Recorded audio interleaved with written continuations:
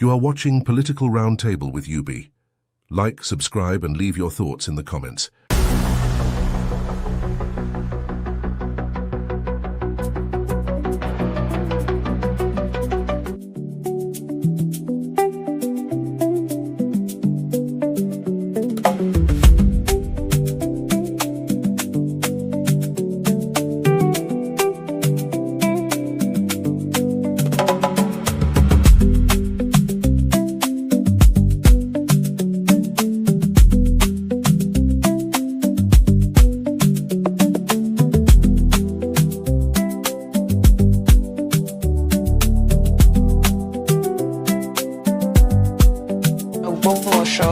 To publicly voice their pain, their anger, and their fear, urgently demanding for the release of the dozens of school children and teachers that were kidnapped on May 15 from 3 schools in Orire local government area.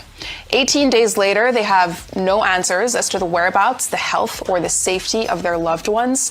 So crowds trooped out into the streets with placards, with tears, but with the hope that someone will hear their cries. Let's take a look.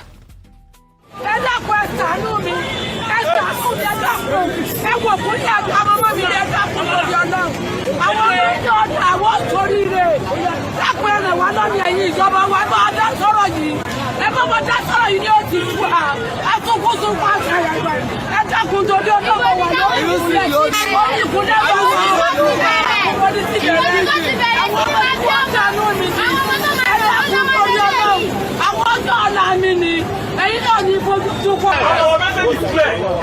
By all means necessary. By all means necessary. Bring back our. Bring back our. Bring back our. Teachers. Your state must not be the best center of banditry. Yes. Please, help us. You are the only one we can call to. And God. I know God has been helping us. Thank you, everyone. Now, all of this also comes as all of the public and primary schools in Oyo State are closed. Students and teachers are now at home after the Nigeria Union of Teachers announced that they're going on strike. We can't understate how much of an escalation this is to say that every public school in the state is shut down until the abducted people are brought home. Meanwhile, in Ogun State, young people joined in on the protest spirit in solidarity, also taking to the streets at strategic places in Abeokuta to call on security to ramp up their efforts. Now, in videos gaining traction online, demonstrators were seen holding placards bearing messages such as "Stand for a Better Nigeria" and "End Insecurity." This is a neighboring state. Let's take a look.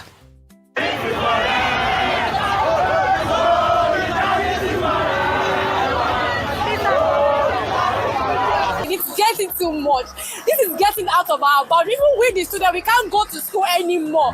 The government should please find something to do about this whole thing before it gets out of hand. Please, Mr. Tinubu, we are begging you. We are begging you. Please find something to do about this thing before it's getting out of hand. Now, Dr. Abati, security officials were at the scene of that protest and it remained peaceful, but it's become clear that fear has now begun spreading more and more to neighboring states, to neighboring communities, and a lot of people seem to be asking that question of, am I next? Will the terrorists come to my community next? I mean, what's going on? Yeah, which is clearly a legitimate question, given the frequency of the incidents, given the self-fulfilling prophetic nature of the various attacks on persons across the social spectrum, be they retired army generals, as in the case of General Rabi Muhammad and his wife, or in the case of ordinary citizens or even children, as is the case in Orire local government area in Oyo State, or Askra Boa local government area in Borno State, both places where up to about a total of 81 children and teachers were abducted on the same day, on May 15. And then weeks later, they have not yet been rescued, either in Oyo State or in Borno State. So you find people now saying, what is going to happen next? Who is safe?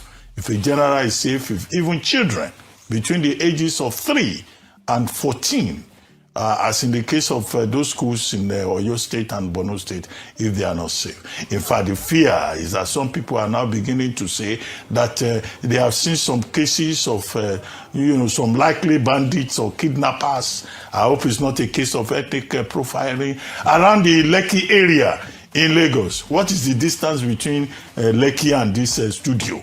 So even we in the studio here may well say what's going to happen next. So the people who are protesting, to draw the attention of government to the urgency of the problem, I think that, what they are doing is legitimate.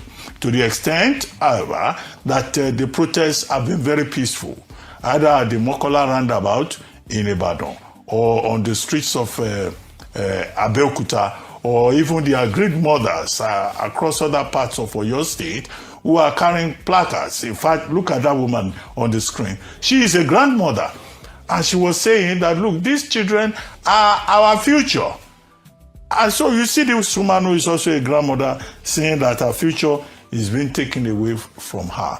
Well, the federal government has said 1,000 forest guards additional will be deployed to Oyo State. Yes. The security agencies, the DSS, the defense headquarters, they've been reporting of late that they have been intercepting arms and ammunition from persons that they have arrested in different parts of the country.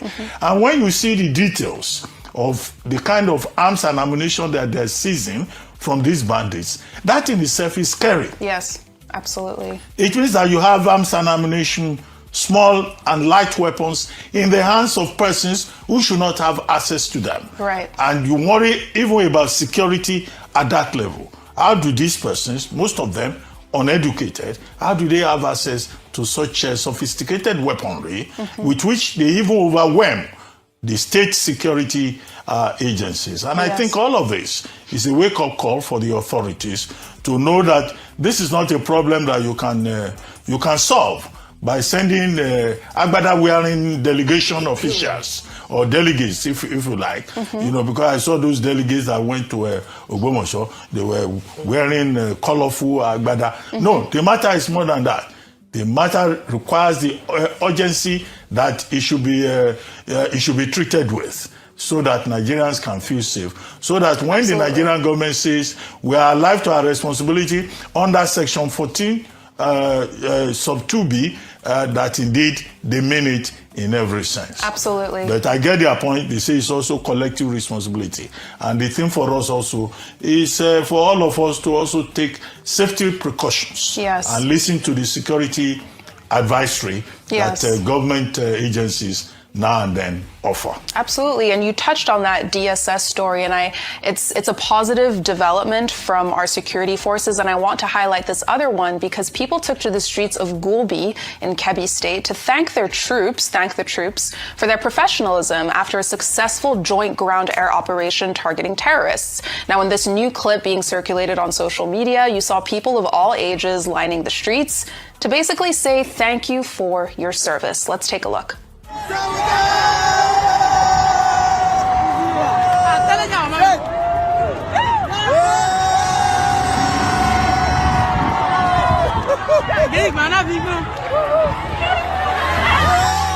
As we're seeing the constant reports of attacks and kidnappings, there are also moments like this that are really important to highlight because members of the public are grateful for the work, for the sacrifice, and for the energy that goes into fighting on the front lines.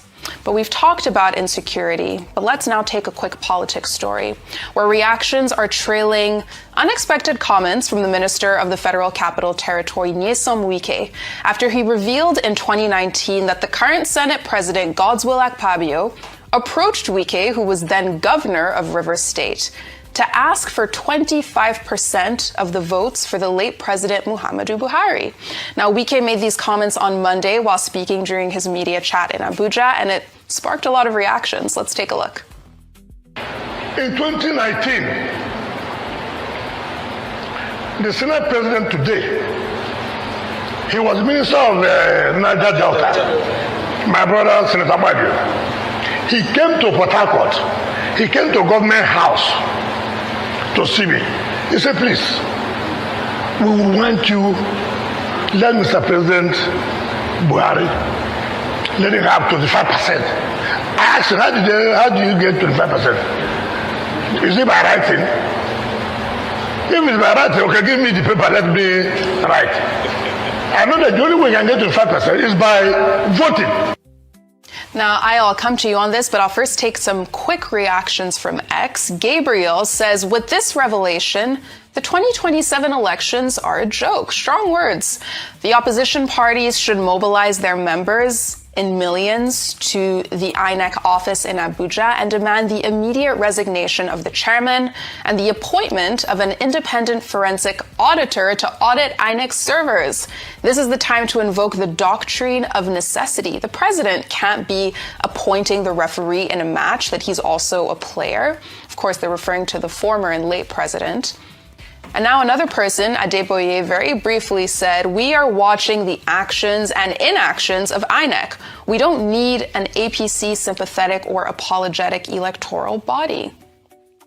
Now these comments, the video, has sparked a frenzy online, as I mentioned. Not only do they appear to indict INEC as an institution, but they also raise questions as to whether Akpabio was behind this statement on behalf of the former president, once again putting Nigeria's democracy and its leaders under the spotlight. And, you know, INEC keeps coming back into conversation. Now they're bringing Wike's bringing a former late president. I mean, what do you make of this story and these comments? Okay, interesting.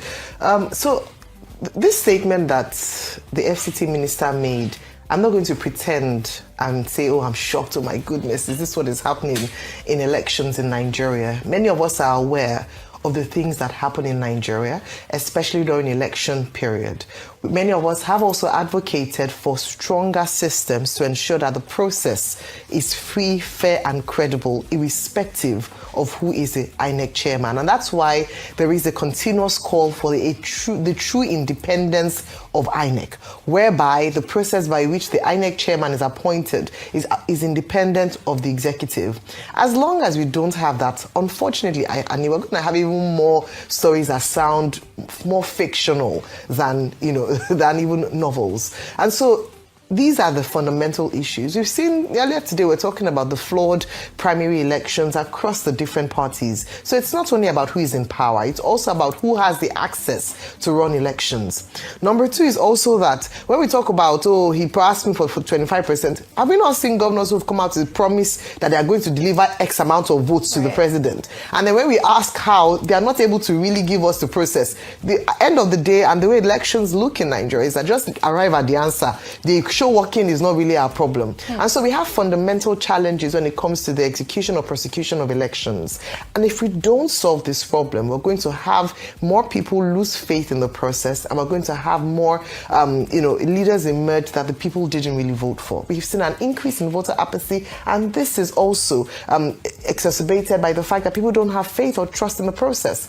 The unfortunate thing is that the INEC chairman, they say, no, remove. It's not, even if they remove him, who will bring in the next person? It's still the same presidency. What's the guarantee that it's going to change? So the big issue here is, how can we strengthen our laws or actually implement the provisions of the laws to ensure that we're able to have stronger institutions, stronger processes in the election cycle, and we don't have people come up on air, on TV or interviews like this and make such statements. It brings down, it devalues the process, the entire process, and it makes it all seem like a total joke. So the onus is on INEC, despite all the criticisms, to try as much as possible to rebuild trust to the Nigerian people and to prosecute free, fair, and credible elections.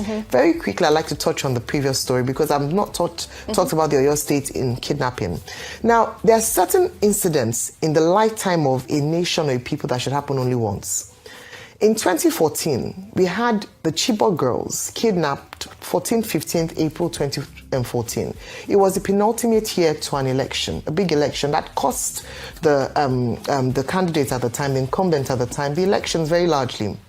And then in 2024, 12 years, we're still talking about bring back our girls because all the girls have not yet been brought back. We then have another embarrassing, disgraceful situation where we have young children as young as 3 years old kidnapped under a government, under this administration. It is sad that we are back to this calls for bring back our children. It is embarrassing. It shouldn't happen again. There are certain lessons that should be learned from certain incidents because it should never reoccur in the history of a nation. Absolutely. And so to have that happen within a 10, 12-year cycle is, it's mind-boggling. And the fact that since May 15, when the children have been kidnapped, despite emissaries being sent, delegations here and there, announcements here and there, that's what people want to hear.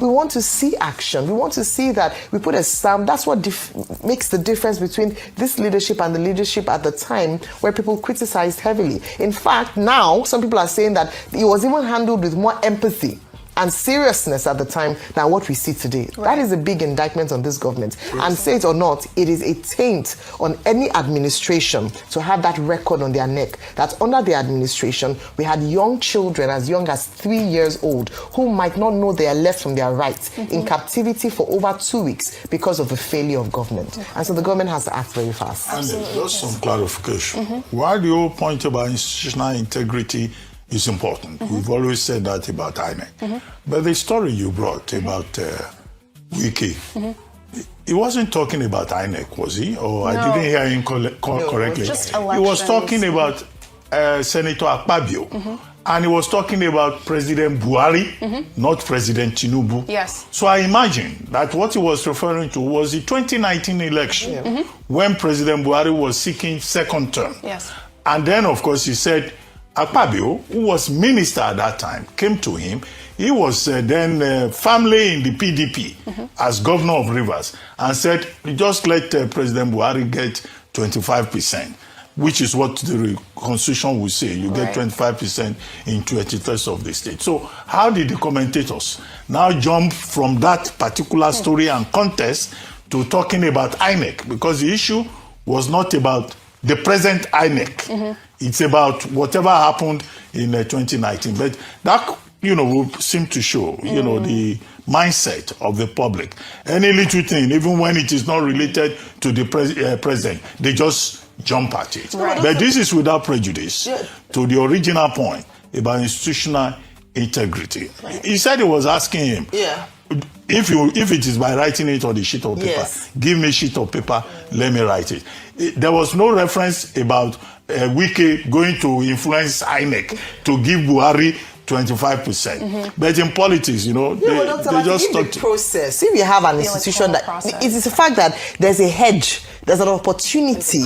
Yes, for that the you governor can to go and dictate to INEC. But that's what, because that if we talk about IREV, BVAS, if the process is tight enough, no governor should be able to influence the elections. About institutional integrity, but just to stay with the story and the context of the story, and not jump and say President Tinubu must do something, which is an incident that occurred when he was not yet president. Yes, I just wanted that clarification. No, of course, but I think people were just talking about How can we blame Tinubu for Buhari's sin? We're not blaming him. We're learning from history. Like what happened in 2019 should not repeat in 2027. But the phrasing should be within context. Institutional integrity is an argument for all times. Right, exactly. Electoral integrity is very important, and it also leads us into our next story, because as we talk about elections, we'll very quickly take our next story from Edo State, with the state governor, Monday Okpebolo, now trending on social media after a clip of him delivering a personal testimony at the Rock of Ages Church in Benin on Sunday. Now, in this video, the governor profusely thanks the church's pastor, Charles Osazua, for believing in him, saying that when he told the pastor that he wanted to contest for governor of the state, Osazua was the only one who believed in him when no one else did. Let's take a look. I remember when I came here and I said, Pastor, I am contesting. I sat in his office for some few minutes, said, Monday, you are winning the election. At that time, no man of God, nobody in Edo State believed in me. Nobody believed that I will win, because I was looking very small, and it looked as if I don't have the resources. But when God shows up, today is a testimony. We all need someone to believe in us. But let's stay on this topic of conversations within the church, Vimbai, because meanwhile, at Salvation Ministries in Rivers State, Pastor David Ibiyomie is publicly calling out some Nigerian citizens who might be guilty of selling their votes during election season. Now, in this clip from the pastor's sermon on Sunday, he points out that any cash received in exchange for a vote is temporal. Let's take a look. Any of you collect money to go and vote, I hear people say, now money I go chop. The money you ate before is only for 1 week. If it go last you, one day, one what? What are the rest of the 4 years? Never sell your conscience for money. Nigerians hear me. Now who give me money, I go vote. After you eat that, they won't eat again. It's time not to sell your conscience. Don't vote party, vote who can deliver. And let Nigerians stand up for the first time and react against whoever wants to oppress you. Look, if you vote because they give you money, hey, it goes off how. Bottom line, he's saying, don't sell your conscience for money. Now, the pastor speaking directly to the public at a critical moment in the lead up to 2027, with Ibiyomie also criticizing religious leaders for endorsing political candidates, stating that clerics should avoid backing individuals who may not provide effective leadership. You know, we'll talk about separating the church and state, but in this context, I mean, churches are very much involved in the politics of the country. Absolutely, because we know how religious Nigerians and, dare I say, Africans are. So the voice of the church is highly influential, whether it be the church or whether it be the mosque. There's a lot of opinion shaping and mind shaping that happens in this place. Dare I call it indoctrination? Well, let's begin with this incredible message from the pulpit talking about not selling your vote. And I just love it when the church maintains its responsibility for civic duty, apolitical, sticking to the values of it. In fact, I wish he'd thrown in some scripture in there as well, just to make sure that the message really drives home that there is nothing, absolutely nothing beneficial in selling your votes. We've spoken about how the Electoral Act 2026 has changed some of the penalties for vote buying and so forth, but it's still not nearly enough. We've seen all the videos of people, you know, getting rice and getting goodies and getting all manner of things, and he's made a very valid point, which is that great, it satisfies you momentarily, but what happens in the long term? I'll quickly rush to Governor Monday Okpebolo, who says that, you know, he went to see a pastor. The pastor gave him a prophecy. You know, it's quite a... So it's quite an interesting conversation, to be very honest with you, because of course today we spoke to two governors, and all of them give all the glory to God. No doubt they have their own pastoral mentors, just as we all do as individuals. We all seek mentorship in different places and affirmation, and different people pray for us. So I think he's giving his testimony, and there's nothing wrong with that. But I think the problem emerges when you have pastors who endorse candidates and who now use the pulpit to play politics and so forth. No. That I think that in itself is an overreach. You're there to guide your flock. You're a shepherd to your flock, but then you give them the free will to go and make the decision that they want based on whatever is in the scripture. Right. I wonder what the pastor has in store for his prophecies for Monday Okpebolo going on, but he certainly was the underdog. Yes. A lot of people did really underestimate him. A lot of people doubted he could make it into office. He really was a David who went against a Goliath, and things worked out in his favor. People argue that it may not have played out in a godly way. There's still several people who feel that that election was not entirely free and fair, but he is the sitting governor, and we have to acknowledge that and respect that, and his testimony is valid too. So thank you for your testimony. Yes, thank you for your testimony.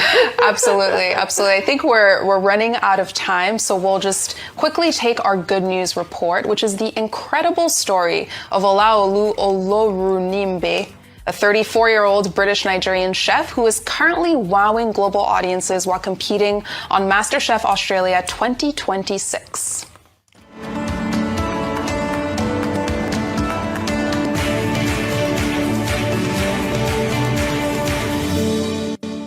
Now, he left Lagos at just 12 years old to attend boarding school in the UK, but it wasn't until his later years in university that he began experimenting with Nigerian flavors. But once he moved to Sydney, Australia, he really started digging deep into honoring flavors from home. So now he's a contestant on the popular cooking show, earning his spot on this season after cooking a traditional ofada stew with rice, plantain, and coconut curry. Right now, he's vying for the top spot to earn the title of Australia's next MasterChef and $250,000. In a recent episode, he impressed the panel of judges. You are watching Political Roundtable with Yubi. Like, subscribe, and leave your thoughts in the comments.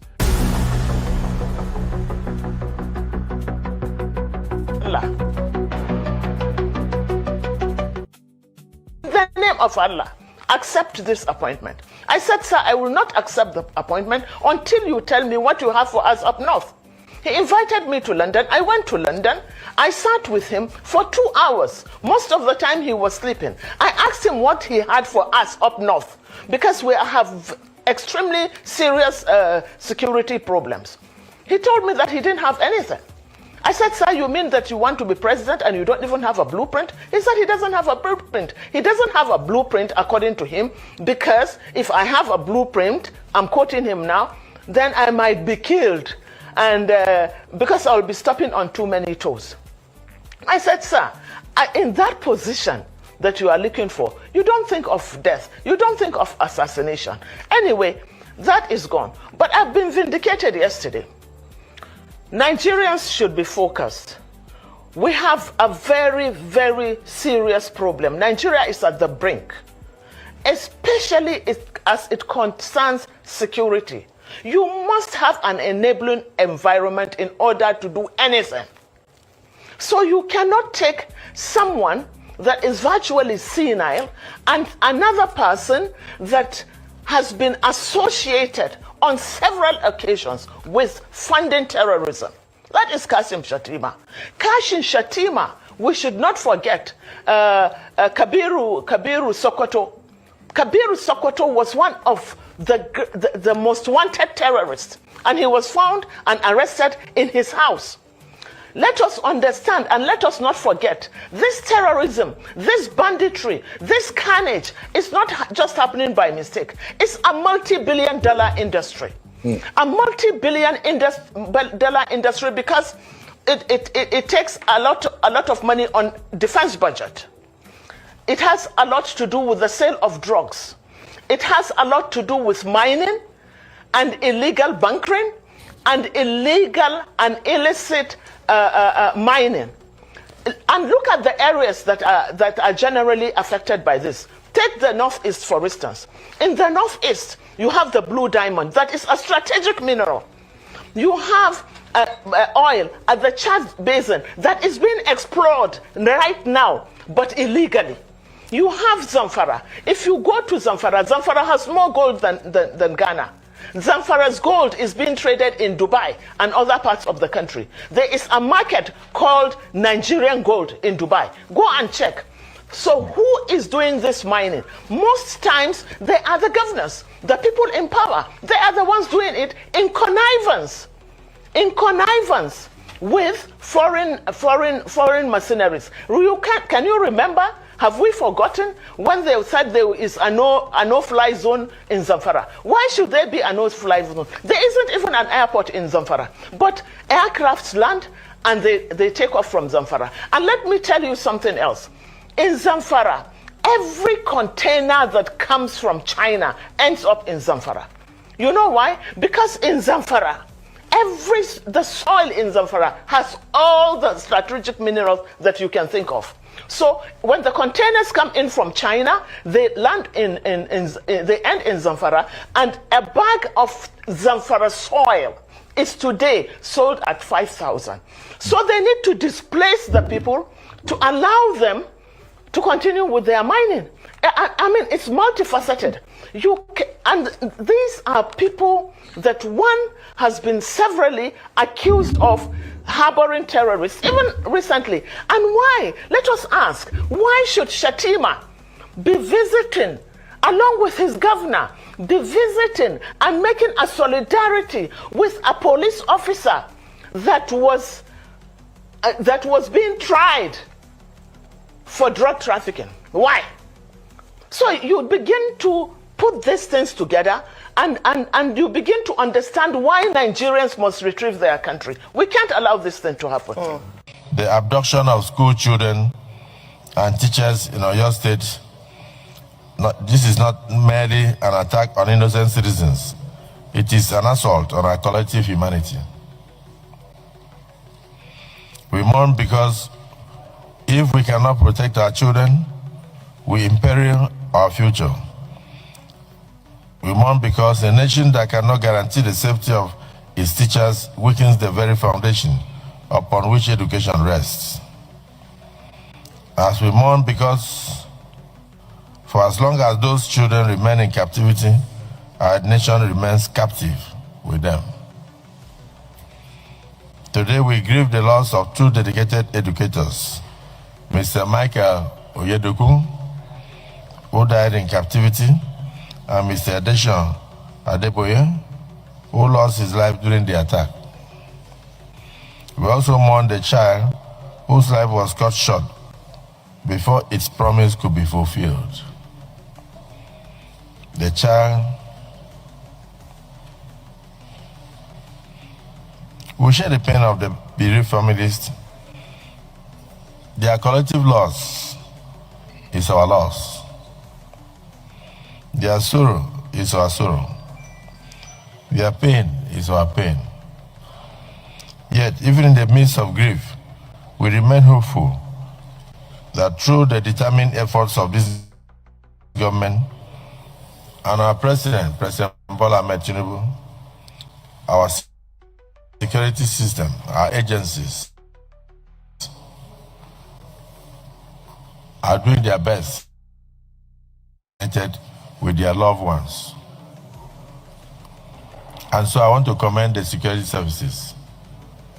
If you move in there to wipe out the terrorists, you may end up wiping out the children. And so it might take a while to distinguish the chaff from the grains. So on behalf of the Senate of the Federal Republic of Nigeria, we extend our deepest condolences to Mr. President Bola Ahmed Tinubu, and all the bereaved families and Nigerians. In fact, the entire school community in Nigeria, and particularly the government and the good people of Oyo State. I will request, without talking, since we can't discuss security in the open, that we rise in honor of the departed souls, the teacher, our teachers, and the child, and pray that their rescue will come sooner than expected. May we observe a minute silence for the repose of their souls.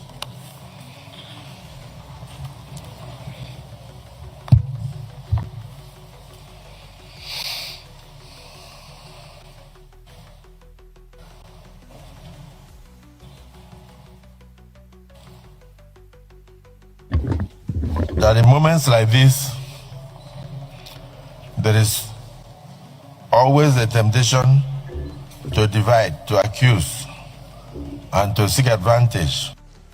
You can only advise the commander-in-chief. You can't command him. Because if you command the commander-in-chief, then you become the commander of the commander-in-chief. That doesn't make sense.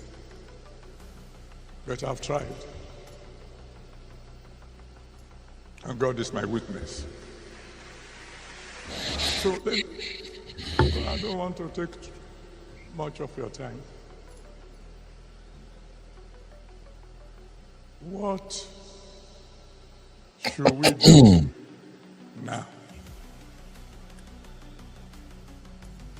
I'm talking to you as my children.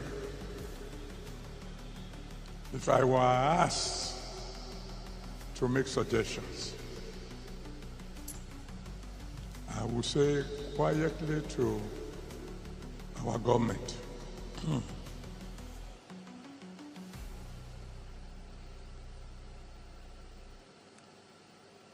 move fast and tell our security chiefs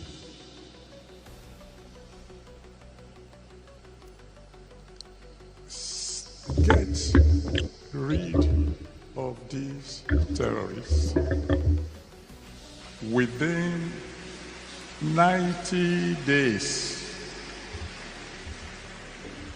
or resign.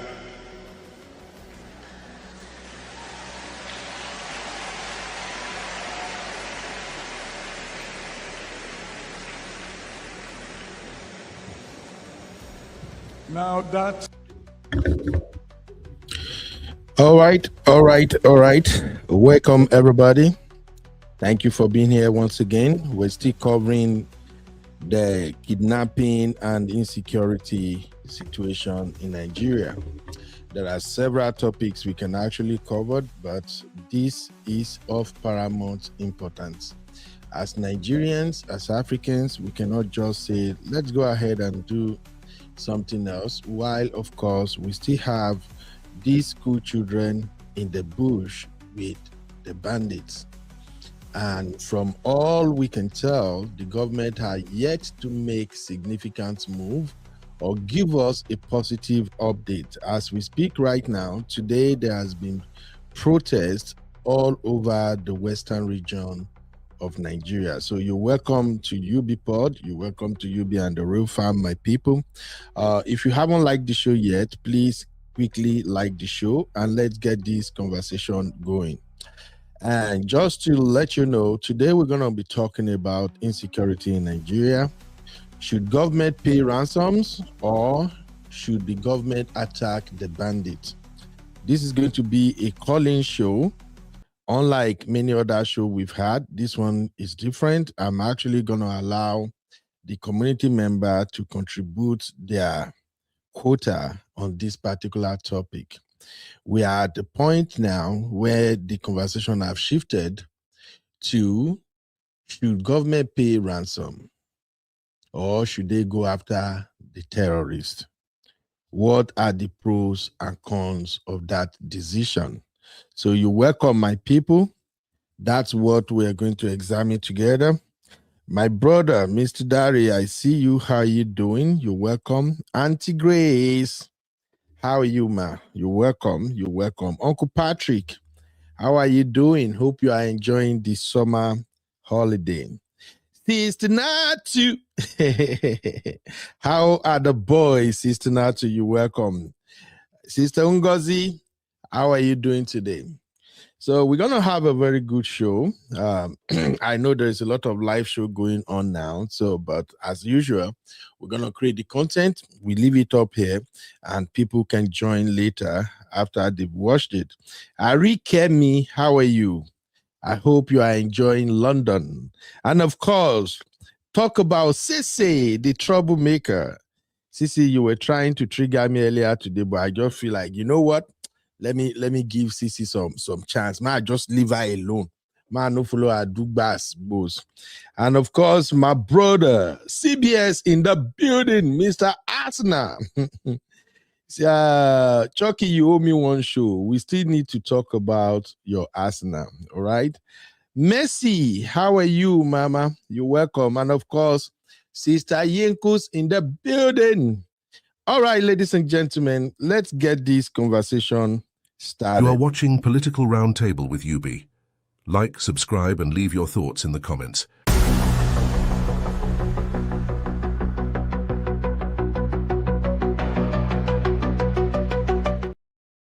Welcome back, ladies and gentlemen. Without much ado, I've introduced the topic already. The topic we are considering today is a question, and the question is, should government pay ransom or should they go after the bandits and attack them? What is the way forward? What are your thoughts? What do you think will be the best call of action or the best course of action? Let me know what you think. If you are at work, you can drop your take in the chat. If you are free to call in, please do not hesitate to call the studio number Of course, you can see the studio number on the screen. Kindly call +1512 595 6569. And you will be hooked up with me right here in the studio. My lovely sister Oshe, my fine sister Oshe, how are you, ma? How you doing? So, where are we right now? There is protest in Nigeria, and that protest is in the Western region. This time around, the National Union of Teachers have joined the protest, and their demand is a very simple one: bring back our children. They are demanding that the government of the day should take action. The government officials, what do they call that man who is like Tinubu right-hand man now? The chief of staff, Bajabia Miller, and a couple of other people. I heard that Nuhu Ribadu, the national security advisor, they all went to Oyo State. And if you ask me, I don't even know what that visit is all about, because we heard that the teacher who was beheaded, that the government actually visited the family and then were there with 2 bags of rice and some money, and the family rejected it because that is like a slap on the face. Somebody who just lost his life to terrorism as a result of poor performance from the government, as a result of the Tinubu administration's failure to protect Nigerians' life. He just lost his life, and the APC government did what they know how to do best. They went there with rice. You know, we've been talking about this sharing of rice. We've even skit makers, content creators, they've made a lot of content mocking the process of trying to solve every problem with rice. That is not the way to go. But my people, on this show today, for the next 1 hour, let's talk about what choices or options are available for the government. Let me hear your thoughts. If you want to come in the studio, kindly use the link to join me. If you don't want to use the link, you can call the number on the screen. And by the way, we're going to continue to do more of calling shows now, because I may have to change the format of our streaming. I want to get us to 20,000 subscribers as fast as possible. So when I change to vertical format, the link may not work for some people. So therefore, we're going to be using the phone calling segment a lot. Thank you. I see you, Auntie Grace. Auntie Grace said, I think this insecurity in Nigeria is a calculated attempt to sabotage Tinubu and his government. My problem with him is his silence about it. If the problem is bigger than him, he should resign. Thank you very much, Auntie Grace. I actually kind of agree with your point of view, man, because the influx of bandits, terrorists, and the likes into Nigeria, if we want to be honest with ourselves, it can be traced all the way back to the 2015 general election, when then former president or late president Muhammadu Buhari was contesting, running against the incumbent at the time, President Goodluck Jonathan. That's when we heard that these machineries are being they were being transported into the northern part of the country. And according to the speculations we had at the time, we gathered that the intention was, in case after the election, if President Goodluck Jonathan refused to vacate the presidency, these are the guys they were going to deploy to create mayhem in the country. And as God will have it, after the election, President Goodluck Jonathan called late President Buhari and conceded. But then, when Buhari resumed, according to what we heard, there are video clips online. I will source them and bring them back to our platform so people will know that we are not just talking out of fact. So there are claims that when President Muhammadu Buhari came into power, he was not putting it as much effort to ensure that those guys that were brought in were removed from the country. And that is how they began to spread across the northern region. So I quite agree that this might be another political move in order to make the country ungovernable for President Tinubu, but I have an issue with that. The title, the commander-in-chief, has a reason. They did not just attach that title to the presidential title just for praising or to boost egos. You were called the commander-in-chief for a reason. And that means you have the power to deploy the military to counter any insurgency at any time, at any day. But I will continue the conversation. I have with me my lovely sister Natu. Sister Natu in the building. How are you doing, Sister Natu? You be idea, how you doing now? I'm trying to survive, my sister. How are my boys? Your boys don't start daycare. They are big boys now. Na marriage remain. More na gather money. Don't worry. We are ready, Sister Natu. How are you? How is my brother, my big brother? How is he doing today? Everybody is fine. No, everybody is fine, sir. All right. So, Sister How's Natu, my sister and the babies? everybody is good. They're fine. You know, we're on break now, so Oh, everybody that's just true. You guys they go do their before us own. usually. Yeah, so that they do their own, and they do my own as we did right now. That one day.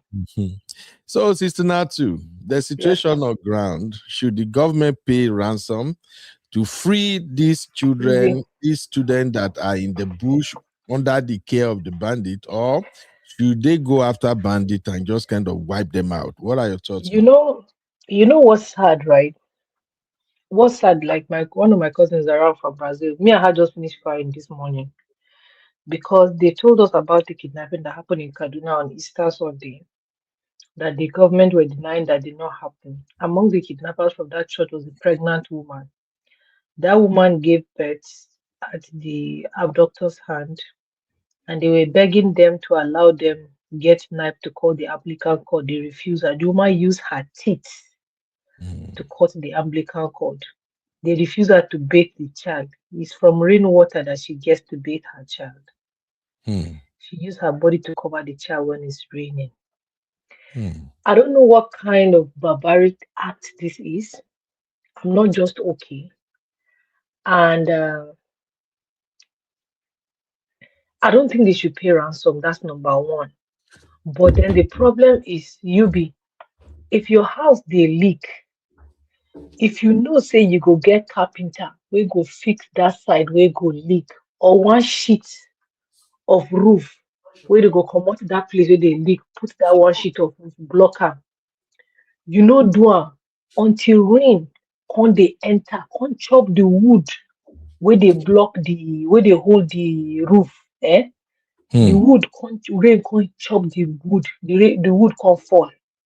The rain can't they soak inside your house. From where they put one bucket, you can't reach where they put 10 buckets. Can't reach where they put into your house can't flood. Who you want blame?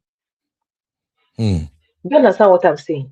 Yes, ma'am. So now it could be like, do you want to clean up the house and fix it and stay in it, or you want to leave the house and let the person that can do it? So it's two things now. It's either Baba Tinubu take the bull by the horn, do what he's supposed to do. My sister that is with me, her husband is in military. She was telling me about when the American soldiers came. They came with some stuff that they were supposed to use and put around where the bandits are that will make them sleep and they'll be able to invade the place. By the time they got there, they were working with Nigerian soldiers. Nigerian soldiers have given the bandits intel. By the time American soldiers got there, bandits had marks. The people that they abducted didn't have marks. So if they apply the gas now, it will not affect the bandits. Now those people go sleep. So you see, they didn't win. So American soldiers just entered their plane, go back. So it's either Baba, now we don't let the rain enter flooding house. It's either he do the needful, take it by with his full chest. Do you understand what I'm saying? Do what he's supposed to do, or let him resign. The person that has the money to clean up the house, fix it and can stay in it, let the person come and do it. So, would you say pay ransom or attack bandits? Attack bandits. And let me also shock you. You want me to shock you, Uncle Ben? Some of this ransom, I think Grace said she go attend to the marriage for the boys. You come out. Some of the ransom are governors saying that they are paying, right? Yeah. Some people said that, from what we heard, that if government say they pay 500 million ransom, that they usually pay the people maybe 250 or 150, then they will keep the remaining change. Then they will give those people that one, and they will say, oh, we paid ransom 500,000. Any amount that government ever say they paid for ransom, they've never paid that amount.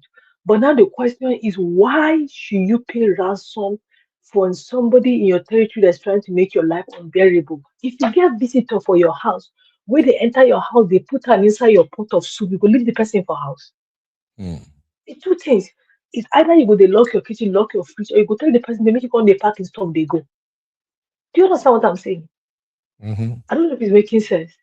Yeah, So it does not make sense. They're paying around. Hello, Sister Natu. Oh, I guess Sister Natu is receiving a call. So what Sister Natu is saying is, even when you pay ransom, the problem is still right there. So paying ransom will not solve the problem. All right. Hopefully, Sister Natu will be back. Sister Natu, can you hear me, sis? Oh, I think that call really take your audio away. Sorry, Sister Natu. You can come back in anyway. So, my people, that is the conversation we are having. Let me read your opinion, or you can join me in the studio. Of course, to call in, the number is plus 1512 595 6569. All right, Sister Natu is back. All right, Sister Natu. Can you hear me now? Yes, sir. I hear you, ma'am. Yeah, so that's the point I'm making. You understand what I'm saying? So even if they pay, like how they show that's not going to happen again. This is the one that they do, so that they did in Oyo and Beware, that they tie those babies' leg upside down. I don't know if it's because I'm just a new mom, but I couldn't sleep. I could not sleep. Yeah. I don't know how the parents of these children are sleeping. And the worst part of it, I don't know how the people in government are sleeping. Because tell me why you will hire somebody as a security guard for your house, and the person will not say that he decides when to open and lock it, and you have work and business to do. Does that make sense? Not at all. Thank you very much, Sister Natu. I appreciate your contribution. All right, ladies and gentlemen, you can call me directly in the studio, or you can drop your take in the chat, or whichever. Or you can even send me a message on WhatsApp in case maybe where you are, you can't make phone call and you can't call me to the studio. This is a conversation that involves all of us as Nigerians. So over here, Sister Yinku said his children should be getting free education for the rest of their lives and consistent monthly financial support for his family. That is for the teacher who was beheaded. Thank you, Sister Yinkus. Dari was replying to Auntie Grace and said, I totally disagree. It's not always about Tinubu. Okay. Sister Yinko said, Tinubu presidency has been overtaken. It seems like it's bigger than him now. I'm certain he's having sleepless nights about this, but cannot do anything. There are others bigger than him behind it. Absolutely. And I'm sorry, but sorry, all APC members. It seems like Una Papa is not in control. It's like even the Papa is scared for his own life. You heard Hajia Hanatu there, the video I played shortly. Hajia said, when he asked Tinubu, what plan do you have for us in the north? That Tinubu simply said there is no plan, that if he makes a move, they may unalive him. So I don't get it. Let's just call it what it is.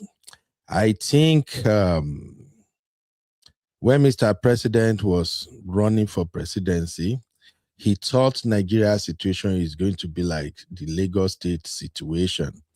You know, Baba actually took over Lagos State. He is the godfather of politics in Lagos State. Baba literally determines who become governor, who become who in Lagos State. And don't come for me, guys. I've said this before.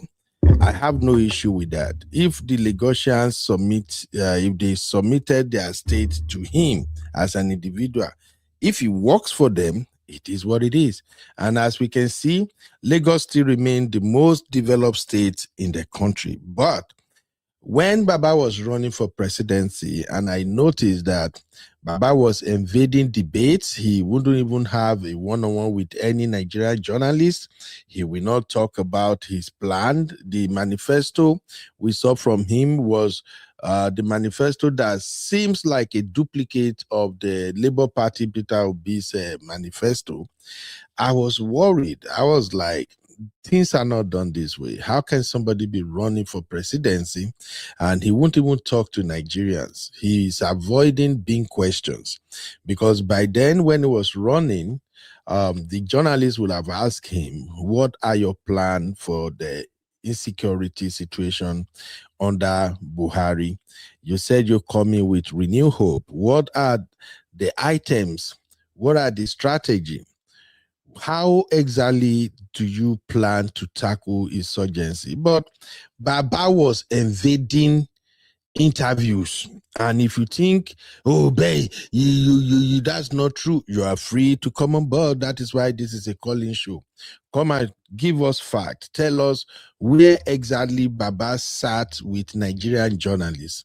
They went to this what was this house in the UK? Chatham House, or how do they call it? Where are my UK people? Is that not Chatham House they call that place? And then I remember I raised a concern where we had a political roundtable segment, and I think I was talking to Uncle Dayo at the time, and I'm like, something is not right. How come someone who is running for presidency in Nigeria is avoiding talking to Nigerian press, is avoiding talking to Nigerians about his plan for the country, but would rather go all the way to United Kingdom to speak? I don't get it. Honestly, I don't get it. People, please, am I the only one who was concerned about that? So, and I remember during one of the Chatham House press conference or whatever they got going, they asked him 3 questions. And rather than Baba to answer the question, he said, you know what, I'm going to display to you, this is democracy. I give one question to El Rufai. I give one to Remi Alake. And then he gave one to one other person. I don't even know, maybe Nuhu Ribadu or whoever that was. And at the time, my primary concern was like, something is not right. You can't be running to be the president and you are invading questions. And at the time, there are several questions surrounding his certificate, just so many things. The allegations, you know, but Nigerians allowed it. They simply allowed Baba to, I don't know. So we are now dealing with this problem and we still don't know the way forward. Sister Yinku said, because this is way too much. How would he handle this if there are machineries already in place? Could he be just a figurehead while the real powers run? Exactly that is what is beginning to look like. I'm sorry to all APC supporters who might be thinking, why are you talking like this? But it is what it is. Everybody can see it. Everybody can see that your strategies seems not to have any strategy to counter banditry and terrorism in Nigeria. The innocent Nigerians are paying for it. They are paying with their lives, they are paying with their peace. It's not just okay. Right? Take more comment here. Mr. Ayinka said Tinubu should resign, but here he's campaigning again, and folks are ready to vote him in. What kind of country is this? Sister Yinkus, I don't agree that people are ready to vote him in. APC and even PDP, when they were in power, let me just say Nigeria politics generally, they have mastered the act of using weaponized poverty. The poverty we got going on in Nigeria right now, it is deliberate. They deliberately impoverish the people. They make them poor on purpose. They rendered the vast majority of Nigerians useless so that they will simply say yes to whatever the politicians say they wanted. I think we have a show here, Uncle Dayo and I, during one of our episodes of Political Roundtable. We spoke about the fact that Nigerian politicians are not afraid of Nigerians. They are afraid of their godfathers. We can make noise, we can rant. They don't care. To them, they know the godfathers are the one who can actually determine if they are going to be a governor or a House of Rep member or a senator. We really don't have elections in Nigeria. And that is why I advocated that more Nigerians should get their PVC, because the larger the number of people who can get up, walk to the polling booths and vote, the larger the number, the scarier the politicians will become. Right now, those Nigerians who don't go and get their PVC, they are the one who puts the power in the hands of the politicians. So Tinubu is not even campaigning. Dude is not campaigning. He's not worried about the next election. They know how they're going to do it. The same goes to somebody like Atiku Abubakar. Atiku Abubakar, he don't give an F. In a sane society where votes actually matter, people like Atiku Abubakar would have just forget about his ambition, because he knows that Nigerians don't want him. But then these folks also understand that it is not the Nigerian votes that actually determine who wins at the end of the day. It is allegedly, it boils down to who can use their ringing machine better. And that is why my recommendation has always been and will still remain that more Nigerians should have PVC. The more PVC in the hands of Nigerians, the more difficult it is for politicians to determine who comes out or who win any election at all. You can't buy everybody. That's a lot of money. That's a lot of money. All right. Auntie Grace replying to Sister Inka said, animals being used by higher and more dangerous animals. Exactly.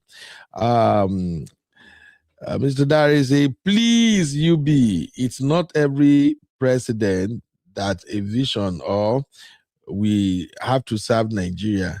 Their intelligence, no reach. No reach.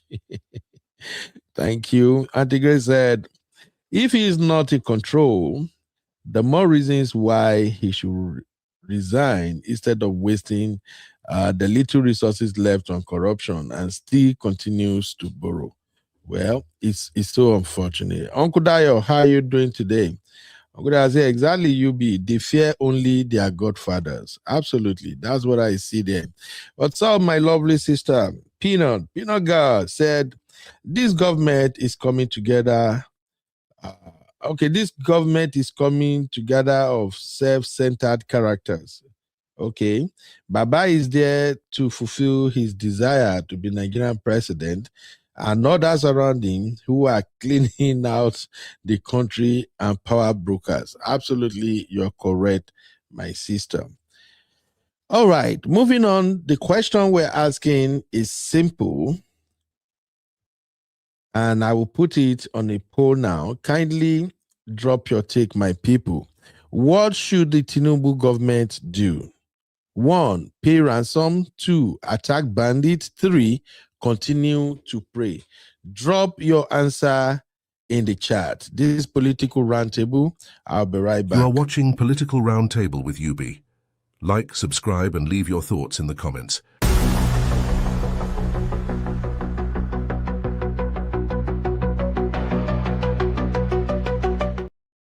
It's still ringing in my ear. In the name of Allah, Hajia, in the name of Allah, accept this appointment. I said, sir, I will not accept the appointment until you tell me what you have for us up north. He invited me to London. I went to London. I sat with him for 2 hours. Most of the time he was sleeping. I asked him what he had for us up north because we have extremely serious security problems. He told me that he didn't have anything. I said, sir, you mean that you want to be president and you don't even have a blueprint? He said he doesn't have a blueprint. He doesn't have a blueprint according to him because if I have a blueprint, I'm quoting him now, then I might be killed and because I'll be stepping on too many toes. I said, there, you heard it. Now, this video has been on the public domain for a while now, so you won't say, oh, you made it up. No. This fantastic woman is right there in Nigeria. She's another powerful woman and very, very articulate. You heard her say she had one-on-one meeting with the president. She said the president invited her to the United Kingdom. She went visiting and she asked the president, what plan do you have for us up north? The president simply said he got no plan.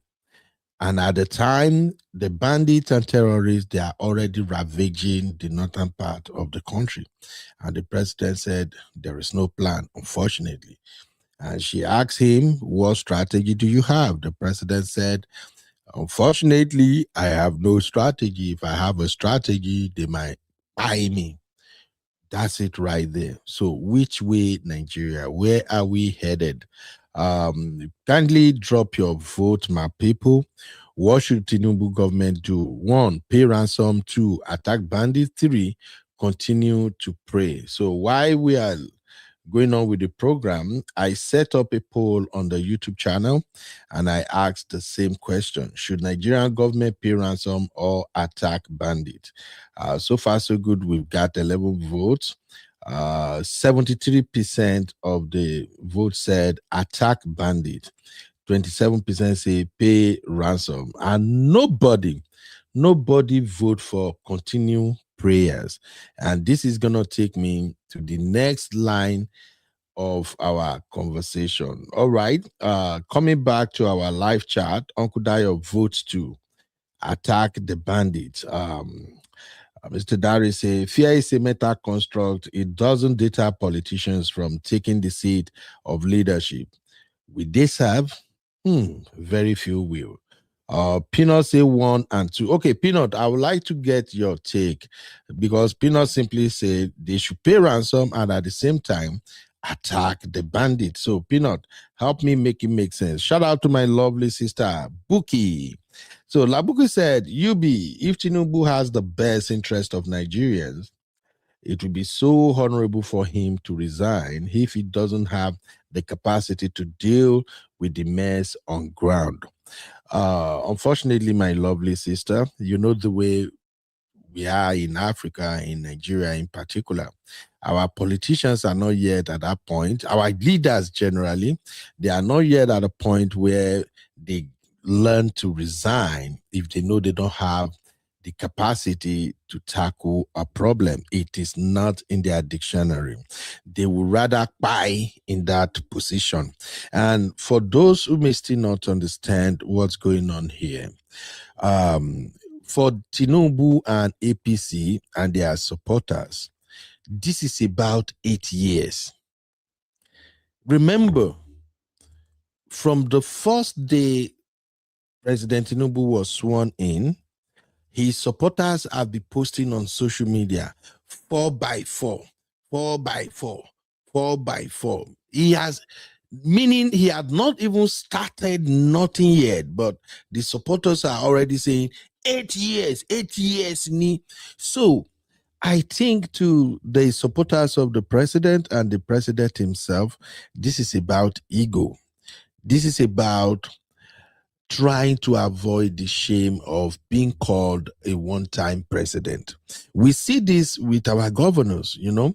I still remember as soon as the APC do not allow Governor Fubara to clinch the ticket for a second time under the APC, I saw people posting on blogs, prominent people, even on TV shows.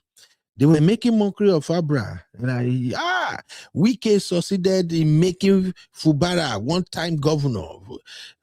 This amazing governor of Lagos State, the one before Sanwo-Olu, Ambode, I remember when Baba felt like, you know what, you this Ambode, you want to be stubborn. Remove him, he's not going second time. I heard some people make mockery of him too. They were like, look at Ambode, he's a one-time governor. And even the more recent one right now, Peter Obi is actually trending as we speak right now, because I think Peter Obi made a clear statement during an interview where he said he only want to do one time. He want to serve just one time of 4 years. And he also claimed that he will make sure at least Nigerians get 10,000 megawatts of power generation. But guess what? Opposition started arguing. Look at him. He's a lazy man. Why do you want to? You are saying one time. Why we know one time? Who does one time? What can you do in 4 years? You see, I quite agree with people when they said we Nigerians are the biggest problem to ourselves. Something is wrong with our thinking capacity. There is nothing wrong with a politician, or in fact, good leaders know that leadership is a huge responsibility, especially in a country like Nigeria. For leaders who really know what it takes to lead, you're gonna be on high alert from day one to the last day of your administration. It's not a joke.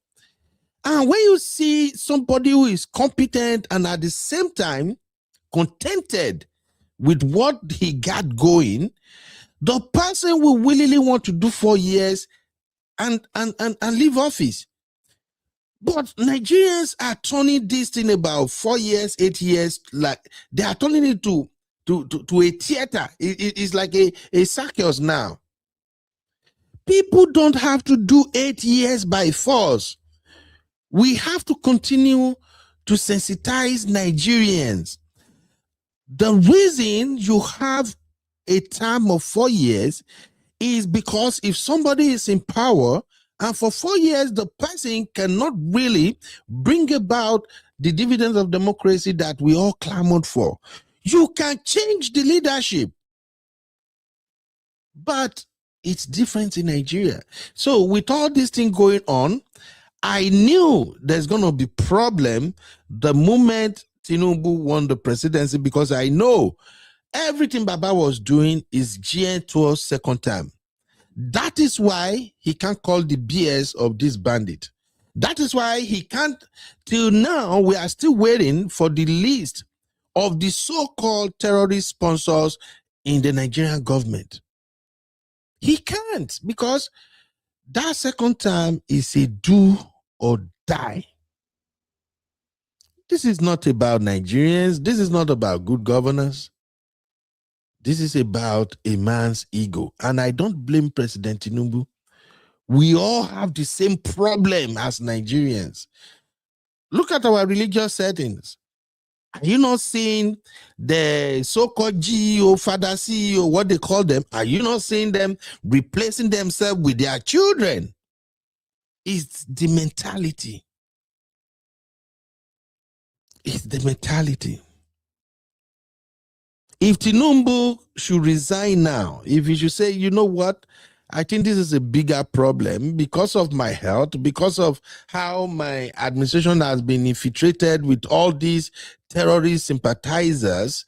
I think I have to yield and let give a younger person with more energy and brand new ideas the opportunity. If Tinubu should resign today, people will still mock him. They will tell him, he's a one-time president. So we have a bigger problem in our society. We have to figure out how to eradicate this culture of shame. We have to. So, my sister Labuki, may God help us. Peanut said, if we can't do two, then find professional machineries. That was what Goodluck Jonathan did, and then you know how they get him out of the system. Daddy replying to Labuki said, what if it doesn't? The interest will come if it's money going to his pocket. Arikemi, what's up, my fine sister? Arikemi said, if they keep paying ransom, they will keep financing these bandits, and in turn, they acquire more weapons. Payment of ransom is not the solution. Absolutely. In fact, let me remove all the start comment and let me start a new one. So I'm adding this to my start comment. Hey Jay, how are you doing? You're welcome, Jay. You're welcome.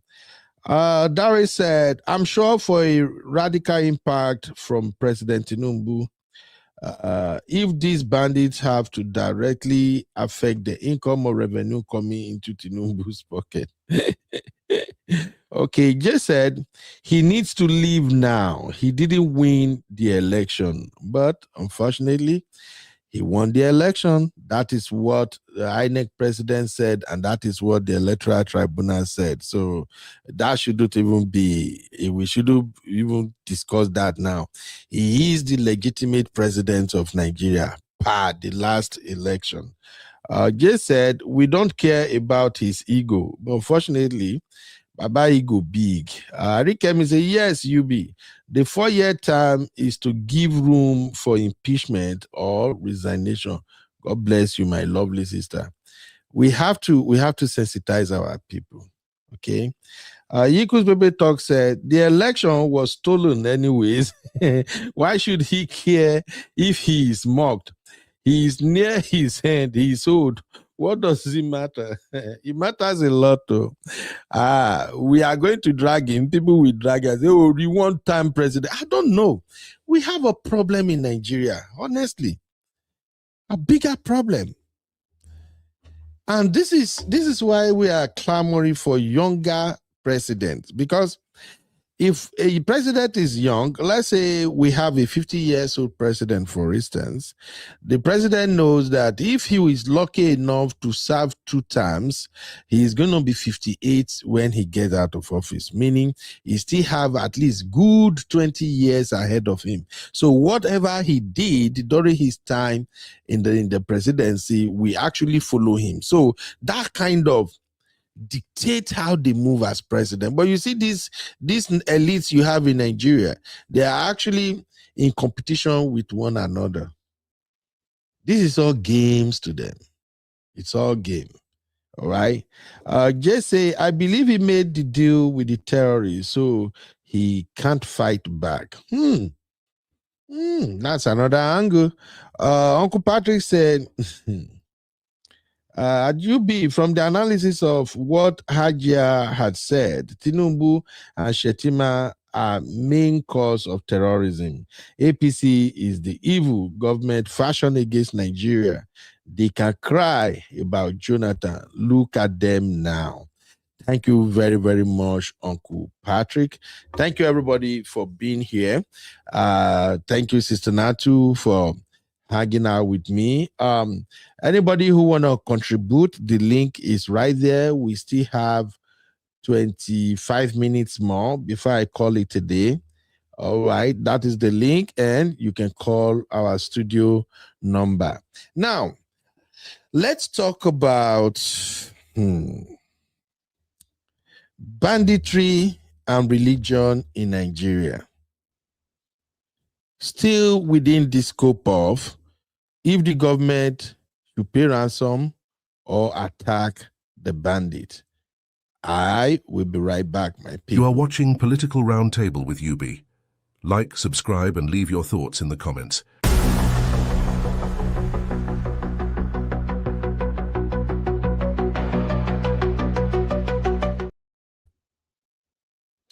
Now, let me quickly do a short monologue here for those who might be listening to UB Pod from all your streaming platform, or if you're watching on YouTube, please drop your take. Let me know what you think in the comment. Let us understand where exactly do we stand if the government should go ahead and pay ransoms, or if the government decide to attack the bandit. What are the pros and cons? Please follow me on this journey, my people. I know today's topic is heavy, it is painful, it is emotional, but we must talk about it with courage. Insecurity in Nigeria. Should government pay ransom or attack the bandits? These are the questions that call for critical thinking, and all Nigerians must understand where these options can take us. This is not just a political question. This is not a human question. It's not a moral question. And of course, this is a national survival question, because when bandits kidnap children, especially school children, farmers, travelers, worshippers, mothers, fathers, and innocent villagers, the whole country becomes a hostage. If you agree that all this kidnapping that is going on indiscriminately, randomly, puts the entire country as hostages, please drop a one in the chat. Do you agree that Nigeria, as it is right now, has become a hostage country? Drop a one in the chat. If you disagree, drop a two. And when a country becomes a hostage, the government has only two choices: negotiate from weakness or respond with strength. So here we are. But let us be honest, both options have consequences. Now, let's examine the first argument, the argument for paying ransom. Some people will say, pay the ransom first. Human life is more important than money. Now, not just some people. I am an advocate of that. I remember I was on my Sweet Sister Mom of 5 show, and this is one of the things I said. As a parent, when I saw the video of those victims, and I saw that barely 2 years old baby, I'm sorry, pardon me, I'm a parent. My heart broke. And like I said on Mama 5 show, if there is option for us to crowdfund in order to pay ransom to get those people released, I will pay. As a parent, that is my first instinct. So if you, in case you heard anyone coming from that point of view that the government must pay ransom, just understand that we are human first, and many of us are parents. And honestly, you cannot dismiss that argument. When your child is in the bush, when your wife is crying, when your father is missing, when kidnappers are calling and threatening to kill, you are not thinking about national policy, my people. You are thinking about one thing: bring my loved one home alive. That is why families pay. That is why communities contribute. That is why even governments are often accused of paying secretly, even when they publicly deny it. The emotional argument is powerful. Dead victims cannot be rescued later. Do we agree with that? If you agree with me that dead victims cannot be rescued later, drop a 1 in the chat. If you disagree, drop a 2. So the pro-ransom side says, 1, it can save lives immediately. It can buy time for intelligence gathering. It prevents mass execution of victims. It reduces the pressure on families in the short term. It may be necessary when government lack rescue capacity. And that number 5 is key, my people. As it is right now, it is obvious.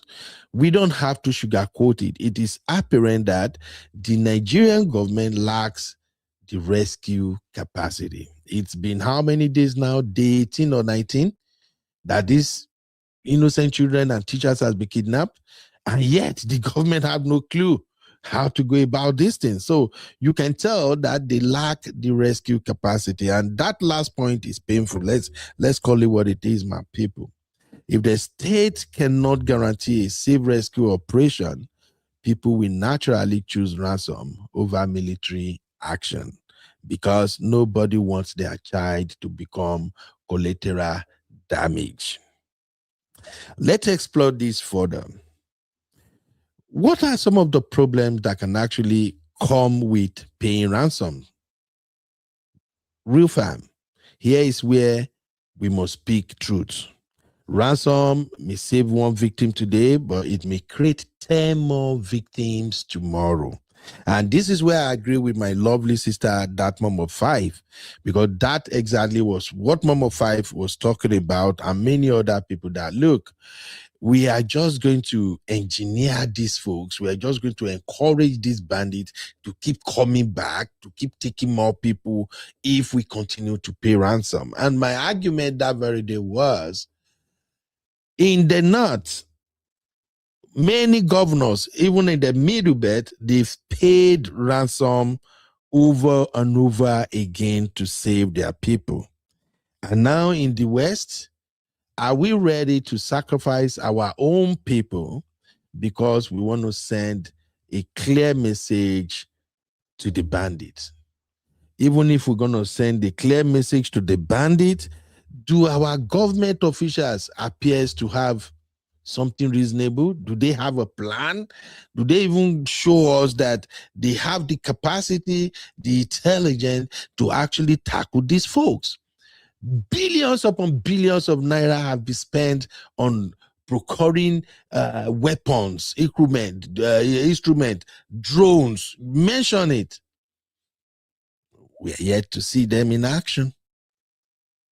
So, ransom may save 1 victim today, but it may create 10 more victims tomorrow. And that is the danger. Kidnapping has become an economy in Nigeria. Let's not shine away from it. It's a business. It's an industry in Nigeria. Ransom money funds weapons, motorcycles, logistics, informant, food supplies, recruitment, and expansion of criminal networks. Security analysts have repeatedly linked bandit financing to kidnapping and extortion. So when ransom is paid, the bandit learns 1 lesson. This business is profitable. God help us.